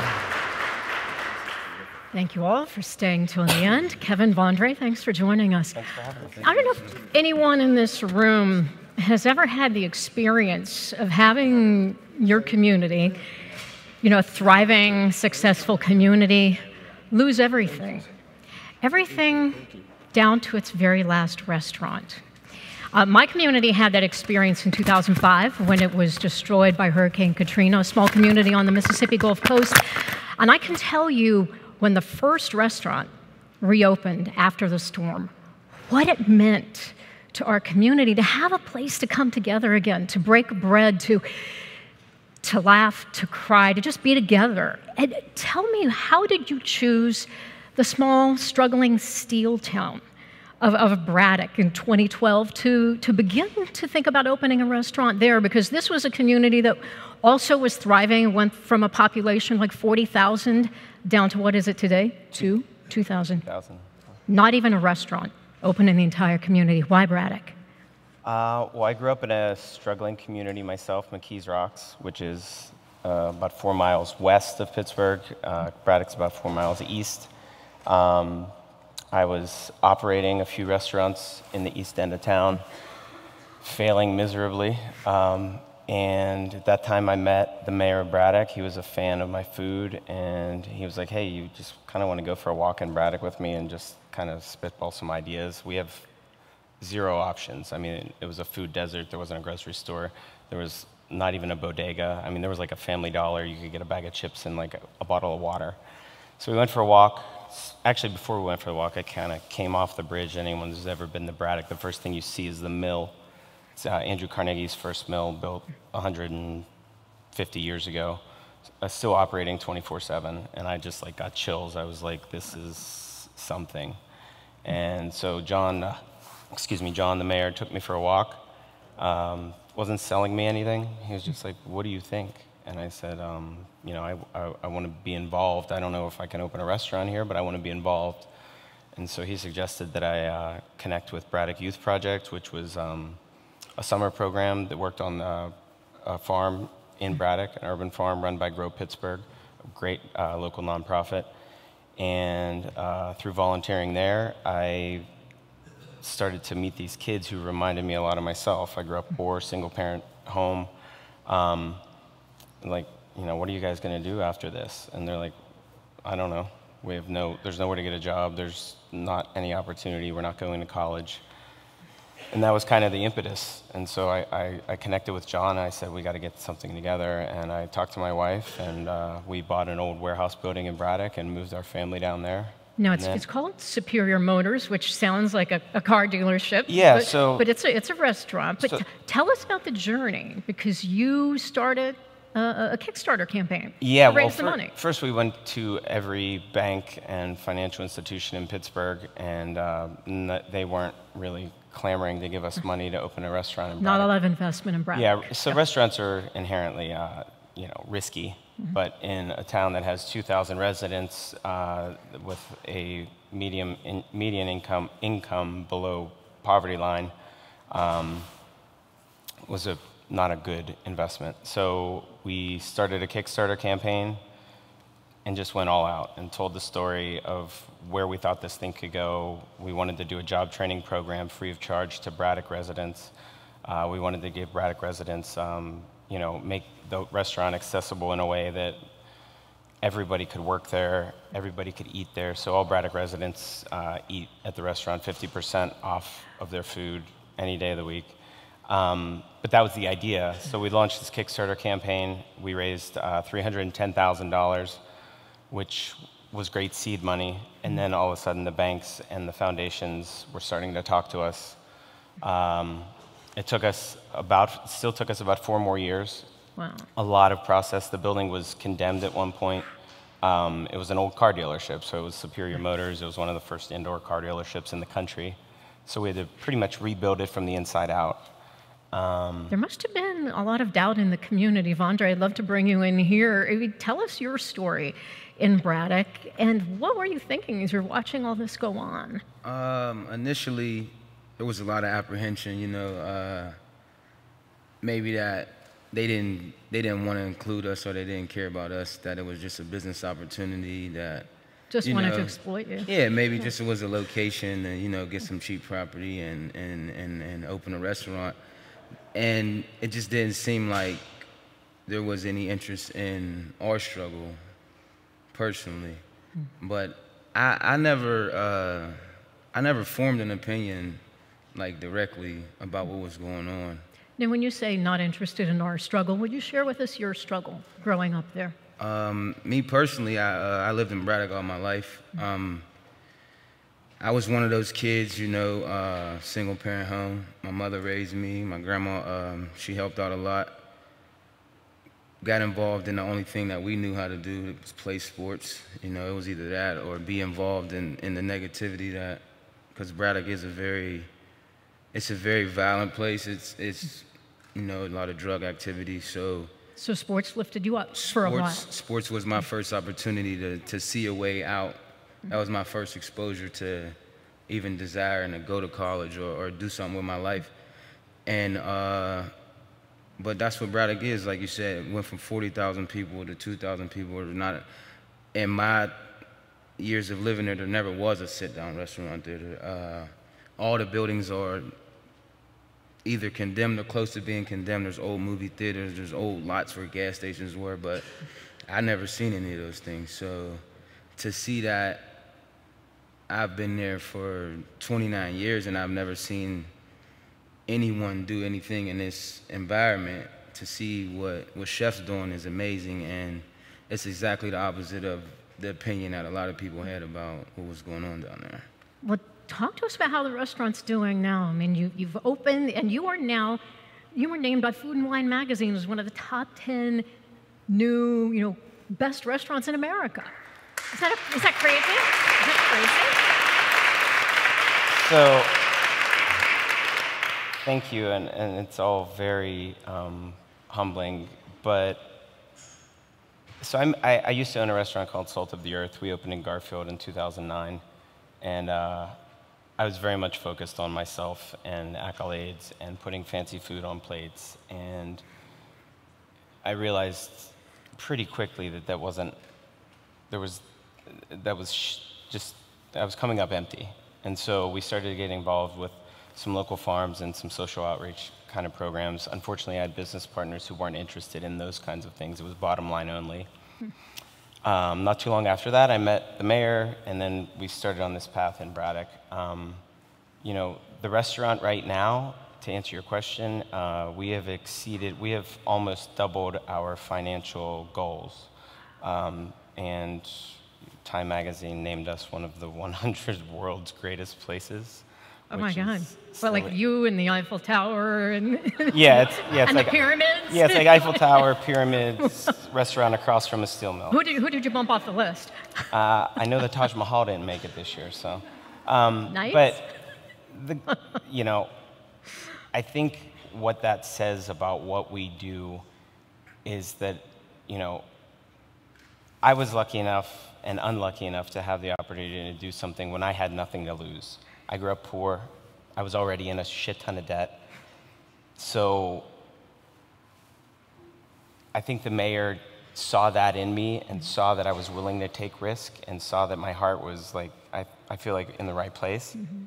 And I think it was, a lot of people have been talking about investing in people. And in the kitchen world, you realize that that's your strongest asset. And that's where we started with the restaurant, is just investing in people. And so this is one of the people. So what are you doing at the restaurant now, Vondre? How do you feel when you walk in the door? Well, I share this with a lot of people, and maybe for the first 3 months of me working there, like just the environment and the ambiance, it's like I'm no longer in Pittsburgh, Pennsylvania. I'm no longer in Braddock, Pennsylvania. Like when you come in there and you sit down and you just see how everything runs smooth, and then you get a wonderful plate of food and the service is amazing and everyone's positive and happy. It's like you don't want to leave, the customers don't want to leave. It's just we're all hanging out. But you're not going to be in Pittsburgh or you're not going to be in Braddock when you come to Superior Motors. So, like an oasis. Yeah, it's somewhere else. So what does the future hold, not only for the restaurant, but for Vondre? I mean, you said you give 50% off to any Braddock resident. You're closed Mondays and Tuesdays. I would have eaten there last night for job training, right? Correct. So you've exceeded your goals. So what's next? Well, our next step, I think, is to take the participants in the job training program, people like Vondre, people like a guy named Drew, Jonah. So we're really proud that everyone who went through the job training program this year, our first run at it, is currently working in the restaurant. About 65% of our staff are Braddock residents. We basically have hired every Braddock resident who has applied. But as, not everyone works out, but if you hire 10 people in any restaurant market, not everybody works out. So that said, we've just, our next goal is to start building equity, is to take what we've learned about people and about our relationships and partnerships with people who have given us their lives, their hard work and dedication and invested in us. We're going to try and provide the opportunity for them to have equity and have their own thing. Like I'm passionate about the food that we do, but Vondre might not be passionate about that food. Vondre might be passionate about running a completely different kind of business, and would like to help kind of provide that opportunity. Did you realize, Vondre, it sounds like he's talking seed money for you to start your own thing. No. That wasn't it. That wasn't an right. initial conversation. So, like Chef said, I think that's the amazing thing about who he is as a man and what that restaurant represents is because they do take people from Braddock. Like, I had no restaurant experience at all. I had a job that I wasn't happy with how much I was getting paid, and then the labor and the health benefits that were being inflicted, So someone had suggested that I contact Chef. He had a training program, and I was interested in learning how to cook. And I went down there with zero to no experience. I wrote him a cover letter, and he never judged me for any reason at all. And you did a short stint in the prison system, Yes, so it's yes, hard ma'am. for you to get a job. Yes, ma'am. It is difficult for me to get a job, and I had some experience where I made some mistakes, and I went to prison. And I remember there was a point in time in me first meeting him, I was trying to force that into the conversation so he understood, like, I just was recently released from prison, but that was the. So were you like getting ready to be rejected again? Not necessarily rejected, but maybe give him an opportunity to make a decision on not accepting me for face value. I think if you look at a person and you see them and you say, all right, you'll form your own opinion about them, and if they can tell you something about themselves that you didn't know, that maybe might. So I wanted to make sure that the situation we were about to get into was going to be completely genuine. So. And his reaction was? He did one of these, and he didn't care about that. He almost stiff for me. He didn't. But that was the least of his worries. He wanted to see how ambitious I was about what I was about to do, and once he noticed that, the ball was rolling from there. And just something to add into the conversation. A lot of people had conversations today about investing in people outside of work. This is a person that I can call for personal issues. This is a person who is responsible for me having a roof over my head. This is a person responsible for me having an education opportunity and an employment opportunity. And when you talk about investing in people, people need help in life more than they need help in being trained on how to do a job. And that's a great example is what Chef's doing down there at the restaurant. So.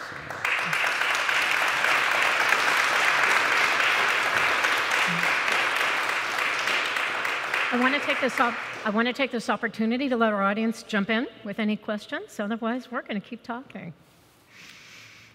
So, Kevin, what is your advice to other restaurateurs or small business people who think, well, I'm just one person. I can't make a difference in a tough, hard scrapple community like Braddock. How can I change things there? I'm honestly not out to change the world. I think we start with what we do, and that positivity just kind of spreads. I mean, we wear our hearts on our sleeves at work. I mean, Vondre knows everything about me. I have a long sordid past myself, and I'm proud to say that in the restaurant business overall, it's a very high turnover, and we don't have any. I mean, we very rarely lose staff. Like, we very much a family environment. But as far as to answer your question, form partnerships with people, with your staff, with your community, with anyone who you think cares about the bigger picture. Vondre, what do you think about the change that Superior Motors has created in your community? How has it changed the way people look at the community and look at themselves and the possibilities now for the future?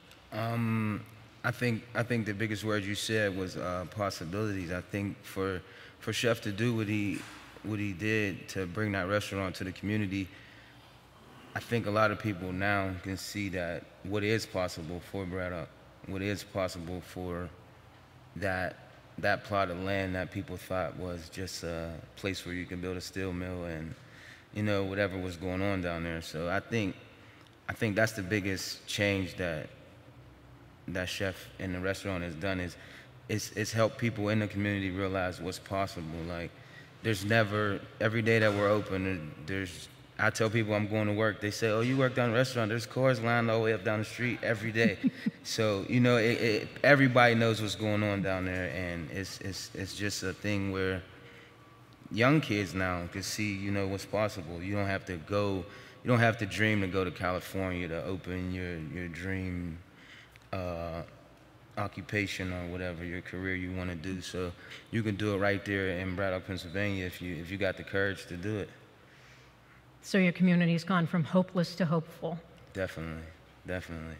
All right, thank you both so much for Thanks everything you shared. And I think we're all going to make reservations at Superior Motors. Thank you.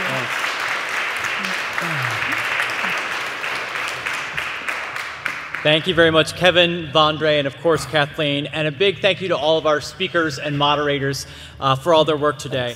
Lastly, we want to thank PwC for making today possible, and a big thank you to all of you for sticking with us and being part of this very, very vibrant conversation. We know how valuable your time is, so thank you for sharing so much of it with us. Before you leave, I have one final ask. If you look around the table, you'll see these little surveys. We heard some good ideas up here on the stage about possible ways we can make these events better. We hope you'll share your perspectives and insights with us as well. You'll also receive those in your inbox when you get back to your computers. Thanks again so much for spending your day with us, and have a wonderful afternoon. All right. Well done.